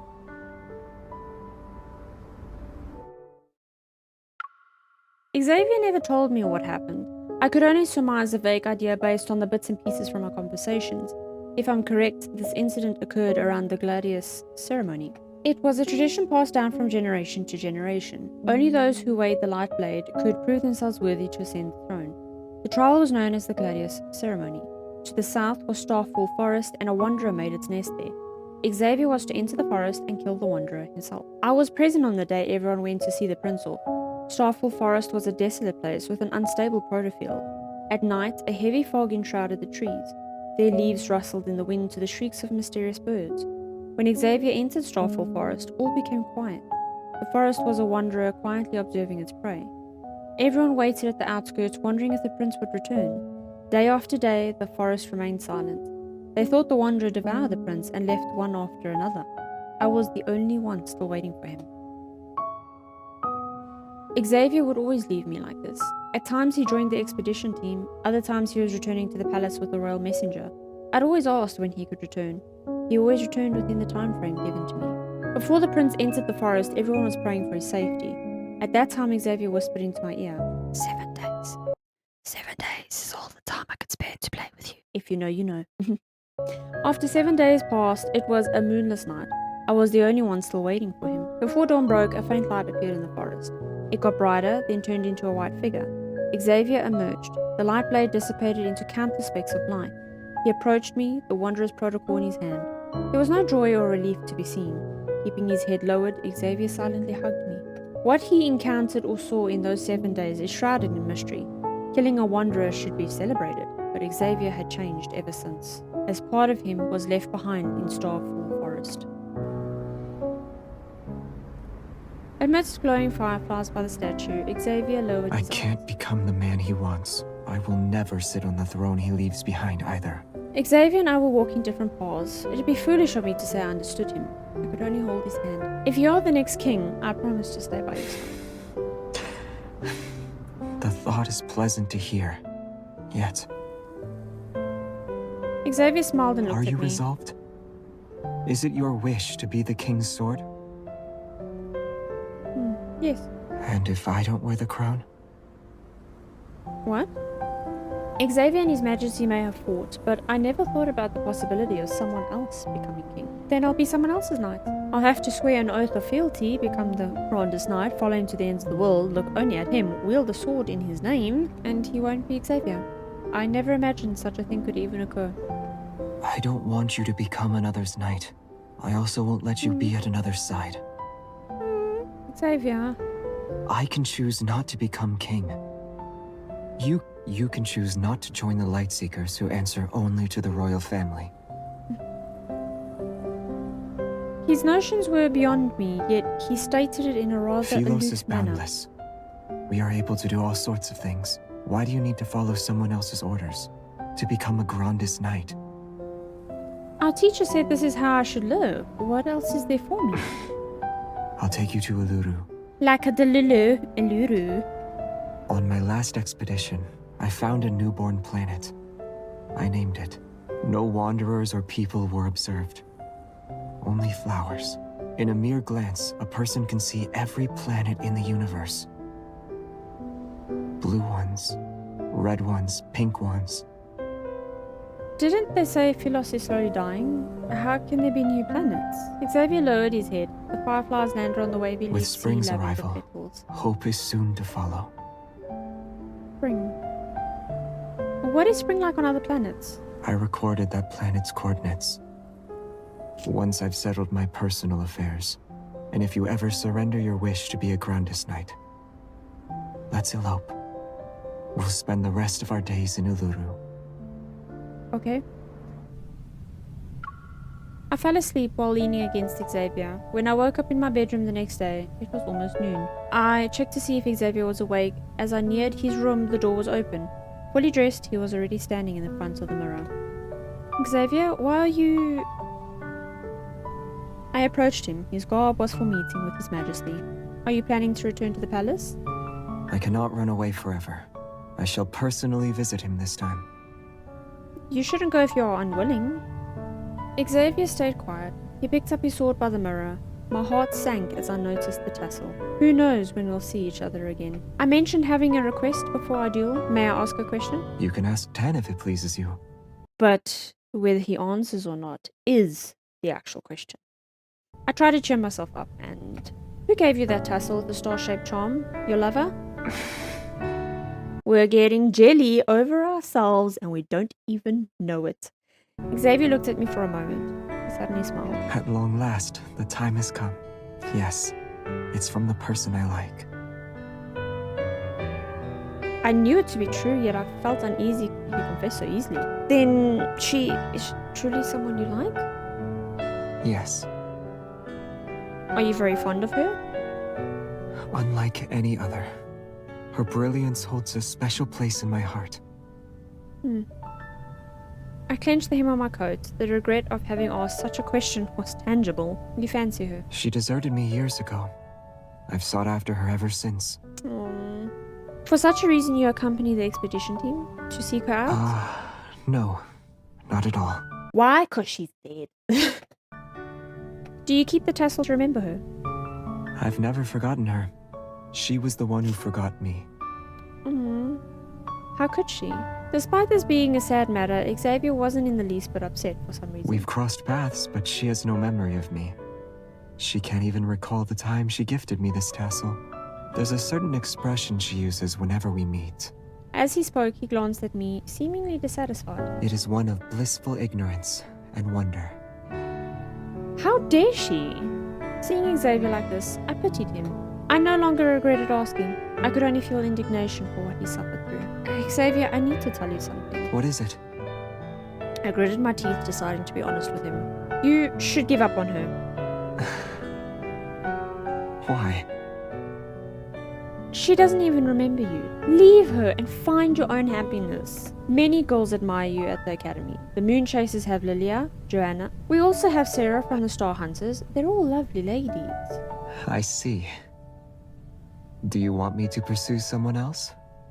Chasing another skirt? Chasing another skirt. Xavier took a Is step there toward anyone me. else you'd recommend? The staff at the dining hall, the young miss at the bakery. Xavier took another step. Is that it? Are they not enough? I had no choice but to sit on the bed. Xavier leaned down, his hand resting near me. They are wonderful, but I don't like them. It's no use then. I sheepishly avoid his gaze, looking elsewhere. I heard Jeremiah say your betrothed had been selected. Have you met her? But Jeremiah also said, Xavier closed the distance between us. He was a breath away. Noses almost Do you fancy touching. Jeremiah? You always speak highly of him. If he's your suitor, I'll pay him a visit before I leave. For what reason? He and I should have a discussion. It didn't seem like he wanted afternoon tea, but a duel. I tried to hold Xavier back. Don't you dare. I asked him to inform me of the reasons. You are concerned about him. He's not a bad person. He's foolish and always needs my help. Of course I'd be So you concerned fancy if... fools who request your aid.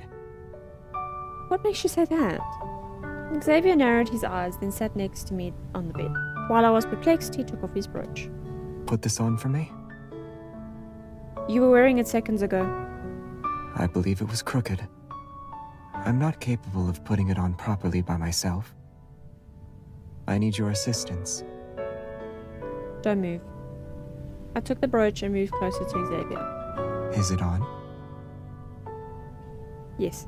Having spent a lot of time with Xavier, this was the closest I'd ever gotten to him. Maybe the brooch's clasp was designed to be tight. I was nervous. You can't put it on either. You and I aren't the same.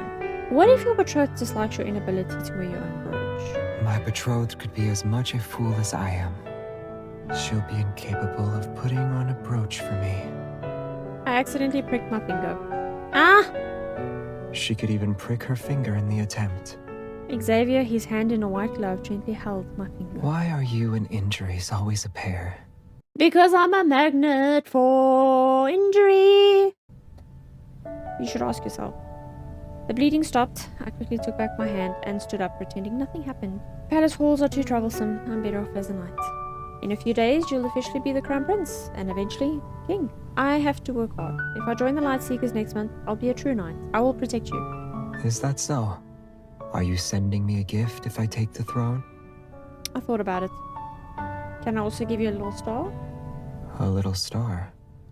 Oh, in every timeline we give him a star. I'm noticing a theme. I poked the hilt off Xavier's sword. I think your tassel was ruined during our duel yesterday. I'll buy you a new one, okay? I want it handmade. Before I could respond, Xavier stood up and attached the sword to his waist. I must take my leave. Already?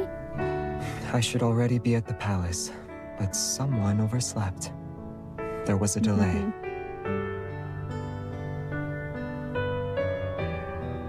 Your cape. Xavier stood at the door and looked back, his silhouette basking in the soft afternoon light. I met Xavier's gaze. It dawned on me that this person, the Prince of Philos and future Crown Prince, he would be the one I would swear to protect forever. I handed him the cape. When will you return? Should I even be asking? He put on the cape and smiled. He always did whenever he would leave. I'll return when you wish to see me. So the next day... After Xavier left, I didn't see him again. The ceremony to bestow him the title of Crown Prince wasn't held. Xavier never returned to the academy either. No one told me why, and my teacher refused to speak of him. 1 month after Xavier left me, I passed the exam to join the Order of Lightseekers. It was my first step in becoming the grandest knight. I was walking the path my teacher told me to follow. Time passed and the king passed away. There was to be a mourning period of 200 years before his successor took... Damn, 200 years! You don't think that's a little bit of a small period in time for mourning? You know, maybe do 300 or 400 years. I don't know. 200 seems a little bit little. Year after year, fewer people of Philos cared about whether someone would be king. And in those 200 years, no one spoke of the ceremony to bestow the title of Crown Prince. Is this how we become queen? I didn't stray off the path I had chosen. Step by step, I became commander of an elite squad. However, we had no king. The authority of the knights was weakened as different squads were scattered all over Philos. Each kept to themselves and lost contact with one another. During that time, I simply marched on and swung my sword. I didn't know where I was headed. I just kept thinking if Xavier ever returned one day, if he became the king of Philos, I want to be the one by his side.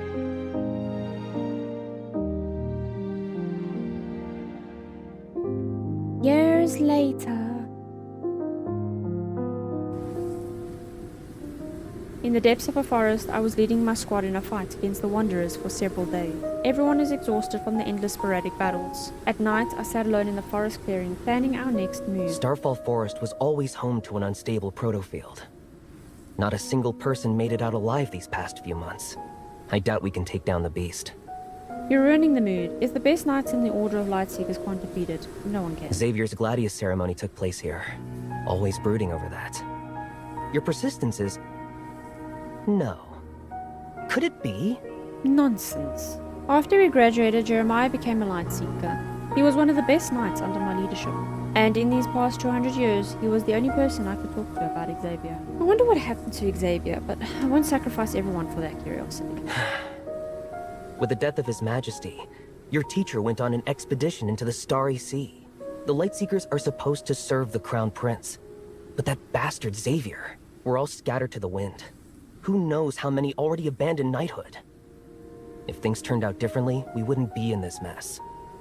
Stop whining. We should rest while we can. Jeremiah patted my shoulder before going back to the others. The trees had grown for centuries, their canopies blocked out even moonlight. As the fire went out, there was no light. Everyone soon drifted off to sleep. The birds ceased their serenades for the time being. I didn't fall asleep, not even when a white figure appeared in the depths of the forest. In spite of the darkness, it was cloaked in a soft light. Our gazes met before it walked away. It can't be. Xavier? Xavier! I chased after him. His movement wasn't too quick, but he wouldn't let me catch up to him. In the depths of my heart, I knew it might just be an illusion, but what if it actually was Xavier? Xavier, wait! In a moment of exhaustion, I blinked and the figure disappeared. The forest also vanished. I was in the center of a galaxy, its expanse unending. It was an illusion. I could hear my heart pounding and started to fall in the waves of stardust. Damn it! Everything was turned upside down. As if I became weightless, I fell at the speed of light. Down, down, down into the nebula.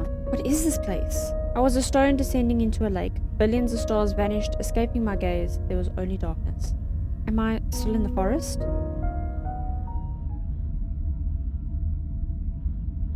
Embraced in darkness, time and space dissolved into nothingness. Whether I opened my eyes or not, it mattered not. The line between life and death blurred. Did I die? Death was so quiet, weightless. I'm a feather floating in the starry sea. I didn't need to be afraid of dying. Still, my only regret was I wasn't able to see Xavier one more time. It's you, isn't it? That voice, it sounds familiar. Answer me. Where are you? I'm so tired. I lack the energy to open my mouth. Hey!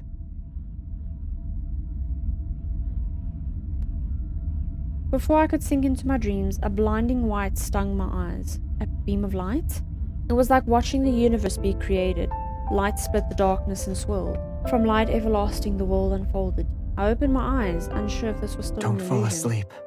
Please, wake up. In a fathomlessly bright world, I saw Xavier's face. You again. can't fall asleep. Let's go home. Together.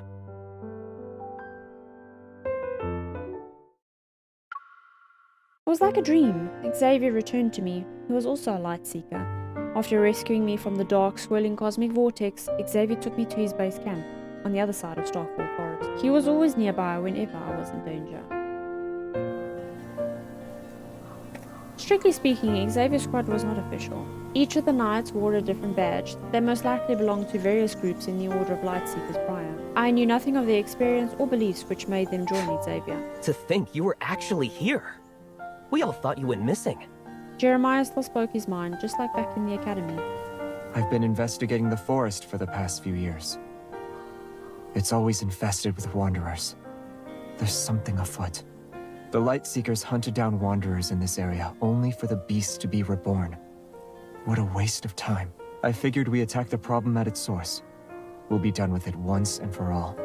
The command center had been set up using various equipment. Xavier stood in front of a virtual map, calmly explaining his discoveries over the years to Jeremiah and me. His voice was monotone yet firm. I watched as Xavier walked to and fro before the big screen. He seemed like his same old self, but also Still in a daze? not. Or are you going to rest like everyone else? Xavier walked up to me. It was only then I noticed the other knights left. Oh, I'm still recovering from that illusion. Truly? Xavier handed me a jug of water. They say you have someone on your mind if you stare at an object for a long time. Those words were associated with memories from the distant past. I had to think about them before feeling a sense of familiarity with Xavier again. Leaning against the equipment, I took the jug and smiled. The years passed. I could have fallen in love with someone. Good. Aren't you going to ask who it is? It matters not. I'm happy for you. Having someone in your heart gives you the hope to press on. I couldn't help but look at the hilt of his sword. The tassel was still there, but the star-shaped charm lost most of its original color. Only the string seemed to be new. You cherish that I do. tassel. Do you recall? Ah, you haven't seen our modified spaceship. It's not far from here. Follow me.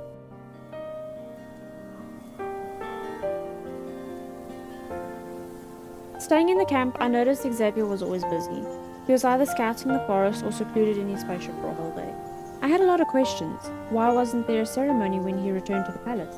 How did he join the Lightseekers? What was he doing all this time? Yet he always took the conversation in another direction. Not only that, he avoided spending time with me. I was even more suspicious. He must be keeping something from me. Are you sure?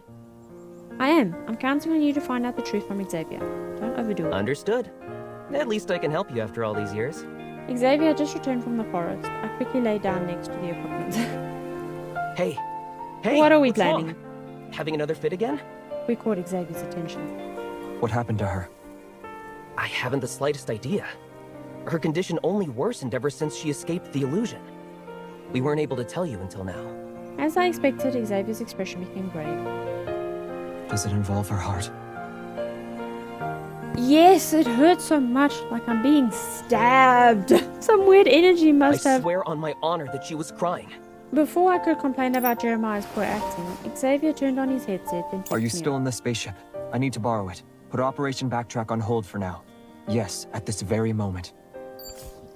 Huh? No, no! The situation is getting out of control. I hurriedly stopped him. It's fine, Xavier. You don't need to use the spaceship. Xavier was still suspicious. I quickly stood on the ground and jumped up and down 2 times. Everything's working. You lied to me? I had no choice because you wouldn't tell me anything, even when I've been here for a while. Xavier unexpectedly wasn't upset. After he was assured that I was fine, he As ruffled long my as you're hair. healthy.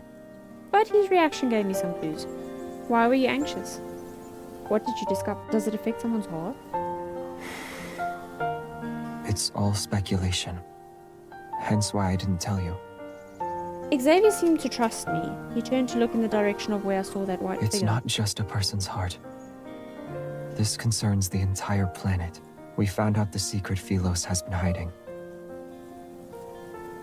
That is running on her heart energy. Heart energy. Either it's the truth or Xavier's guess. In the center of Starfall Forest, which had an unstable protofield, was the heart of Philos, but it was hollow. Philos was made by mortal hands. It shouldn't have existed, and the core's energy had long been exhausted. The only way to keep the planet from dying was to fill its heart with energy.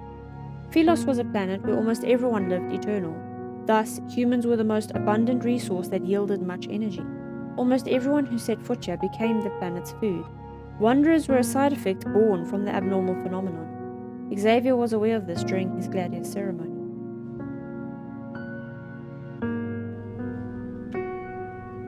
The gladius ceremony 200 years ago. The prince returned from the forest. The light blade belonged to him as well as the Wanderer's protocol. Well done. His Highness presented the protocol to his father.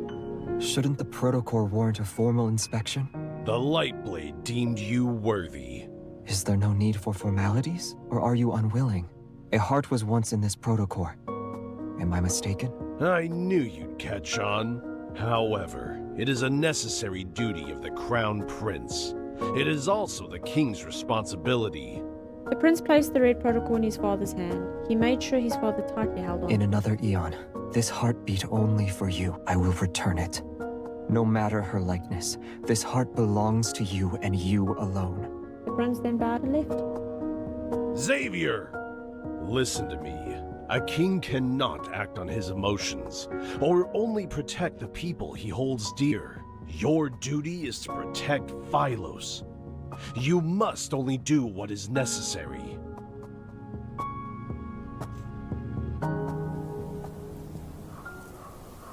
The wanderer you killed wasn't a wanderer? I finally understood why Xavier and His Majesty fought. Civilians and knights were not the only ones swallowed by this gaping maw.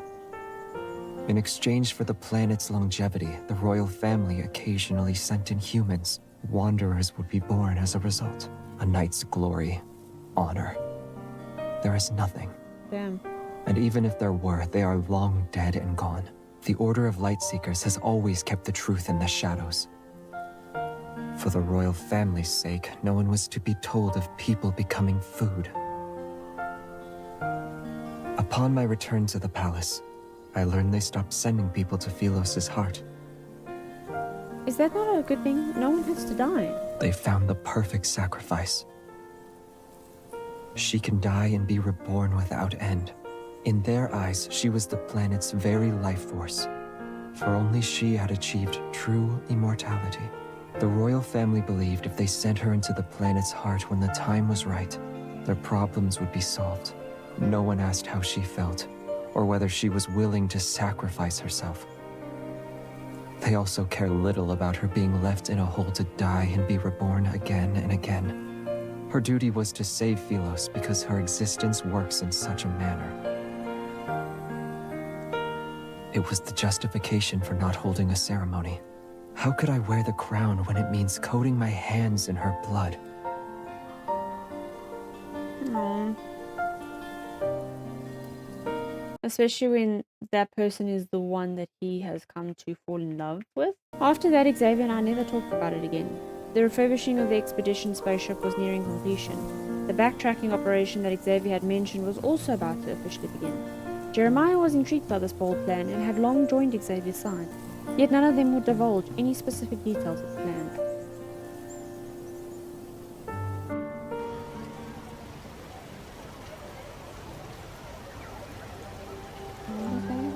Silvercourt is the closest town to our camp's location. They have a festival every 6 months. We'll be able to buy supplies for the trip. Perhaps it was because of the forest quota field that every family who lived in Silvercourt grew strong, beautiful plants. All sorts of goods were on the markets. They spilled out from the shops to the streets outside. I figured you'd leave His Majesty behind along with the other nobles. But you're leaving Phylos. Our trip is an experiment through time and space. Nothing is being left behind. If we are to save Phylos, we cannot do it in this era. Time travel is dangerous. Where will you go? We selected a specific coordinate in the space-time continuum. The short test trips yielded fruitful results. Our success rate is high. I knew I couldn't stop Xavier. I looked in the direction of the fruits and herbs. By the square's fountain, children were playing with a wandering bard. Do you have any candy today, Zeze? They surrounded Xavier. Xavier knelt down. None, I'm afraid. You said you'd bring some last time. You don't tell lies. Xavier searched his body, then took off his brooch. Won't you take this instead? The children ran away happily with the shiny accessory. The brooch proves you're a member of the royal family. It's but a toy to them. They would rather take candy over a bauble. We sat down by the fountain. The bard sang of an ancient Philosian legend about the royal family to the tune of melodious instruments. The wanderers continued to appear. For 200 years, with no king or order of lightseekers, what can Phylos do? I'm not the only person who could sit on the throne. Do you still remember our conversation at the academy? You said you wouldn't let me be another's knight, or let me stand by someone else's side. Are people not childish at times? What about her? Have you given up? Xavier wasn't carrying his sword today, but he knew I was referring to the girl who gave him the tassel. A rare instance of nostalgia appeared on Xavier's face. I cannot. She's my purpose, my guiding starlight. From those mere words, I understood everything. The person who can die and be reborn, It's her, is it not? Yes. His deeds were all for her? He was looking for her, always thinking about her even when she had forgotten him. Yet she influenced his life and every choice he made. Giving up someone you love for the planet or saving the planet for the one you love, which was more noble, more heartbreaking. But I truly understand the tassel's value to Xavier now. I knew what I had to do. Leaving Philos to save someone you love?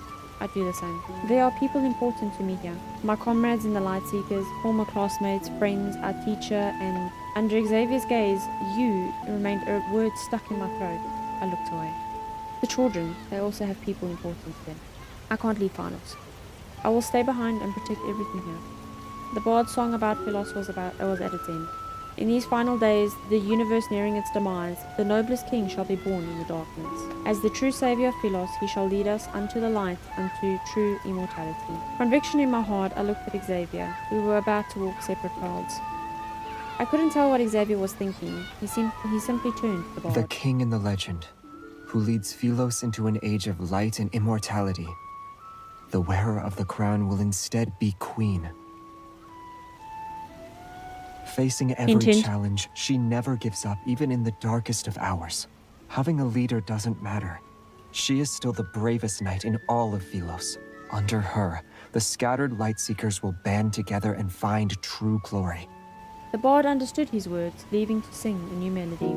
Through song, the bard would spread the legend far and wide. The legend of Philos' queen would sweep across the planet like the spring breeze sowing seeds from the mountains to the churning rivers.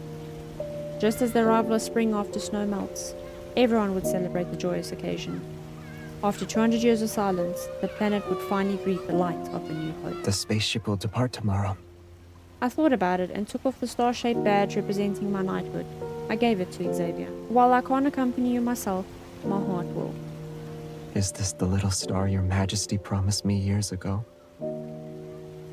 No, the tassel is important to you. Pretend I didn't say anything. Your majesty doesn't need to do that. Allow me to divulge a secret. Xavier took the star-shaped badge. Only one person has given me a little star. Unsure of what Xavier meant, I touched my ears, which had turned red. I'll return to the capital now. Lightseeker recruitment will start again. Your majesty should visit the current candidates. What about you? When will you return? The setting sun dyed Xavier's face gold. The day that song becomes a reality. When we meet again, I shall be your majesty's knight. Oh! At a coronation, the queen and her grandest knight should receive the people's blessings. Yet, my knight is before my eyes, refusing to stand next to me. Many things have changed since we left Silvercord. It's hard to remember the details. From knight to princess, my arduous journey brought me here. Xavier and his backtrackers have long since left the Lightseekers. They are regarded as traitors. Once our paths diverge, it will be difficult to see each other. You of all people must know the price Philos will have to pay should you fail. The goal of the backtrackers isn't what you told me those years ago, is it? Xavier lowers his head and clenches the hilt of his sword. Only then do I notice the charm on the tassel had been replaced with the badge I gave him. Which should tell us that we were the ones that gave him the first star. And now the second one. I don't know what made him replace it, but there's no point in asking. Our teacher once said, wherever a ruler points, a knight's sword must follow. I remember. He gives me a look I can't tear my eyes away from. Yet the depths of his gaze are unfathomable. Though your majesty may think otherwise, I haven't changed. He takes my hand and kisses the back of it. May Philos prosper under eternity's divine gaze. When Xavier leaves, much time passes before I come to my senses and walk to the balcony. I see the cheering crowd, but I'm unable to find him. Maybe he's already gone, far, far away. I recall the night he brought me out of the forest. His light blade tore through the darkness, illuminating my world like a shooting star. A reality amidst illusions. My star. Awoken from a daze, a familiar person sits next to me. It were as if he never left.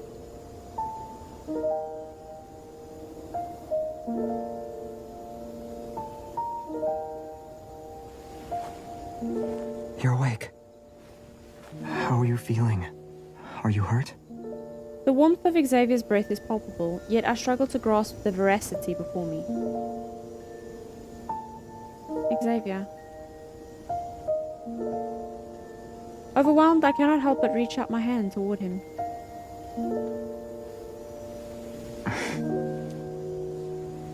You're not dreaming. It's me. I came back.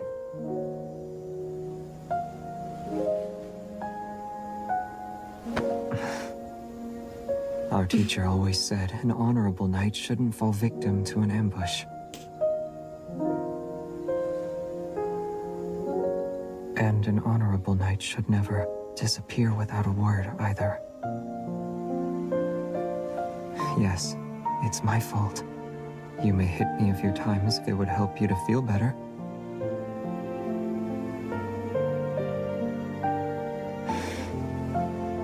Can you stand? Steady. I can carry you if you can't walk. And even if you could, I wouldn't mind carrying you. He rescues me from the darkness with every step he takes, accompanied by the gentle chirps of insects and the wavy leaf sea lavenders emitting a soft, ethereal glow. The flowers at the academy should be in bloom. Too bad there are no fireflies.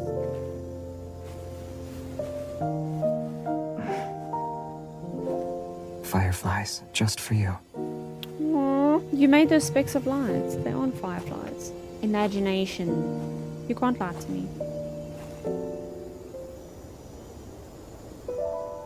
That was so quick I couldn't even see what the fuck it said. What are you looking at? It's nothing. I happened to catch a shooting star. A shooting star.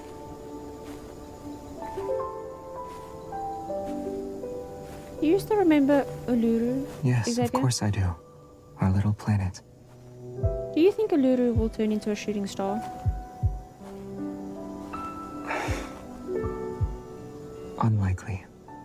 It's only 200 years old. It's a very young planet. However, Uluru's flowers should be blooming. The Wanderers are serious threats. Sooner or later they'll arrive in Uluru. It will become another Philos.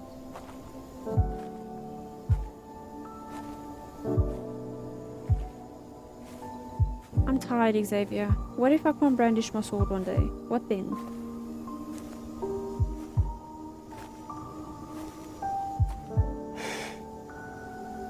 You rest.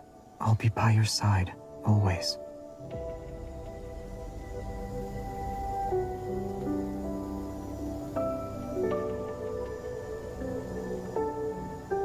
If you have nowhere to go, nowhere to rest your weary self, you can stay with me.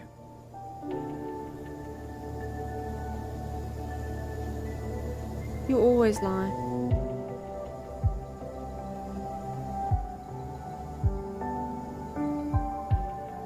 He always has. He's always lied again and again and again and again. He said hope would follow when spring arrived. He said he'd take me to the new planet he discovered. He said he didn't want to be king, but also refused to let me stand by another's side. He said he'd return when I miss him. He said when I become the Queen of Philos, he'd be my knight. The song he made up is now a reality, yet as thousands cheer my name, he abandons me. Dazzling fireworks fill the sky. I leave the balcony and retreat to the darkness of the throne room. At that moment, a spaceship soars across the sky like a shooting star, disappearing into the night. My footsteps echo in this empty room. No one will be by my side. My star has left me, and this time he will not return home. Damn, okay. I do see 2 comments here, which is a little bit of a spoiler alert. But it is also, I read them because it helps me actually understand a bit more of Xavier's myths, because Lord only knows that a lot of Zane's stuff so far and Raphael's stuff doesn't make much sense to me at the moment, and there's not always an easy answer. These comments actually have helped me a little bit, so this is a little bit of a spoiler alert for anyone, but I think I'm just going to share it so that it can bring more perspective out for maybe someone else that also didn't know. But the one person said, I understand that leaving the Queen MC is heartbreaking for her, but let's just think about it for a second. The first version of MC died in his arms, which is the anecdote that we read before the myth. He forfeited his freedom to keep her alive, which we now know is what that red fucking band around his neck is, but I just still don't fully understand what it purposely does.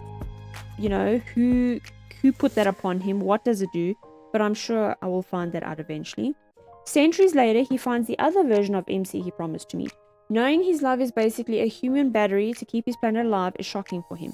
Which is now what we discover in the myth, that Philos is kept alive by one person that dies and gets reborn all the time, which he knows is her. He failed to save her once. He wanted to save every version of her, and he left, leaving behind a life with his beloved, his family, his planet, and holds the burden of keeping the backtrackers safe and bringing them back to Philos after he accomplishes his mission. He sacrifices everything for MC. He doesn't communicate well for sure, it happens in the myth, but also in the main story, even in his third anecdote. He isn't upfront about anything, he keeps MC in the dark, which, as I've come to voice very vocally, is very frustrating. But yes, there is understanding elements to it, but it doesn't help my frustration any less. He must probably develop survivor's guilt, and his whole being is dedicated to keeping MC safe. He's in love with student MC, he's in love with the Queen MC, he's in love with our MC. She's always been the same to him. No matter how many times it takes, no matter where you are, I will find you. Let's also keep in mind that while Xavier intervened with MC in the main story universe, he tried respecting the non-intervention principle. MC is the one who was drawn to him and pursued him. I don't believe Xavier cheated on Queen MC. Okay, so there's a whole thing that they're cheating on each other, which is so fucking stupid. I don't understand. I find it's a little bit stupid, given that we get reborn the whole time. We're the same person. Yes, we're in separate timelines. Yes, we are different people in every one. But the core thing is we're still the same person. He can't just then go around have loved the one MC timeline and then just not ever care about the rest of the MC timelines. Just my opinion. But what they do say here, which I didn't actually fully know, is that's like saying the sea god Raphael cheated on that version of MC with the current one. Yes, there is only one version of Xavier, which I didn't know, as opposed to the other love interests. That's what I still kind of want to try and figure out and puzzle together, is how do our love interests die and get reborn? I actually thought that all of the love interests kind of just never died. It was just very puzzling to me how they adult here and then later, many years, they're young again and then they grow up again. But that was a whole confusing factor to me. So now I know that a lot of them kind of also got reborn and all that jazz. So it says Xavier knew this so well. He knew he would never be able to be with her in that point in time unless he fixed how Philos' core worked. He knew he wouldn't be able to have his happy ever after with her if things stayed like that, so he literally defies the laws of physics to change his present time by going to the past. Now that I couldn't put together. Yes, even though just now I did say that it is now a bit confusing because the myths to me I thought were in the past, and I've only come to realize and understand it's actually in the future. So I did put that together, and then I was kind of like thinking, okay. But it didn't occur to me that within this myth, this travel he went on now to abandon the Queen MC, his quest is actually him traveling back in time to go and see if he can fix an earlier version of her, to fix the problem before it even starts. What man does this for his lover? Get you a man that will build a spaceship to travel to 1800 to save you from your destiny of dying over and over again, just because the current you refuses to take the easy way out, eloping. I'll say it again, he's the type to find a way to bend law physics before he would rather do that than force you to change. Now all of this is starting to make a little bit more sense to me regarding Xavier. And here's a third one. You see, this is why sometimes reading comments is amazing, because it also just helps create more depths. Someone else also said, I thought Zane and Raphael's myth stayed with me, but this is incredible and indescribable. She thinks he's constantly lying to her, which he technically is because he's never forthright with her. But she doesn't know he's leaving to save the planet, which in turn saves all the previous versions of her. Love and depression hits again. Anyways though, I am going to leave that there. We've officially, I think, covered also everything that we've needed to with Xavier. We've done all the anecdotes. We've done the 2 myths with him, Raphael, Zane. Silas, I was told I can wait a little bit longer because I think there's one more myth of Silas's that we need to do. Next week, we can officially jump back into the main story, which I'm so excited for because now we don't have to come to YouTube, as much as I love YouTube being there for times like this, but I want to be back in the game. My actual game. I also know there's a bunch of World Underneath anecdotes that I also need to read, which would also kind of be relevant to the main story that we're jumping back into, but I don't want to hop just like 1 or 2 full videos or how much ever it's going to be needed to go through all of that, because surely, not a lot of people want to just watch a video of a person reading script. But Whew, after all that reading, I'm going to leave it there. I definitely understand Xavier a lot more now. He's not so much of a distant character anymore for me. I can understand why he is so distant, and it certainly does explain why he never wants to give us a straight answer in the main story either. It makes a lot of sense. Like I said, it doesn't make me any less frustrated, but it will certainly not make me love him any less anymore, knowing what I know now. Yeah, I'm going to leave that there. Like and subscribe to the channel, you know the drill. Otherwise, I will see you in the next one. Bye!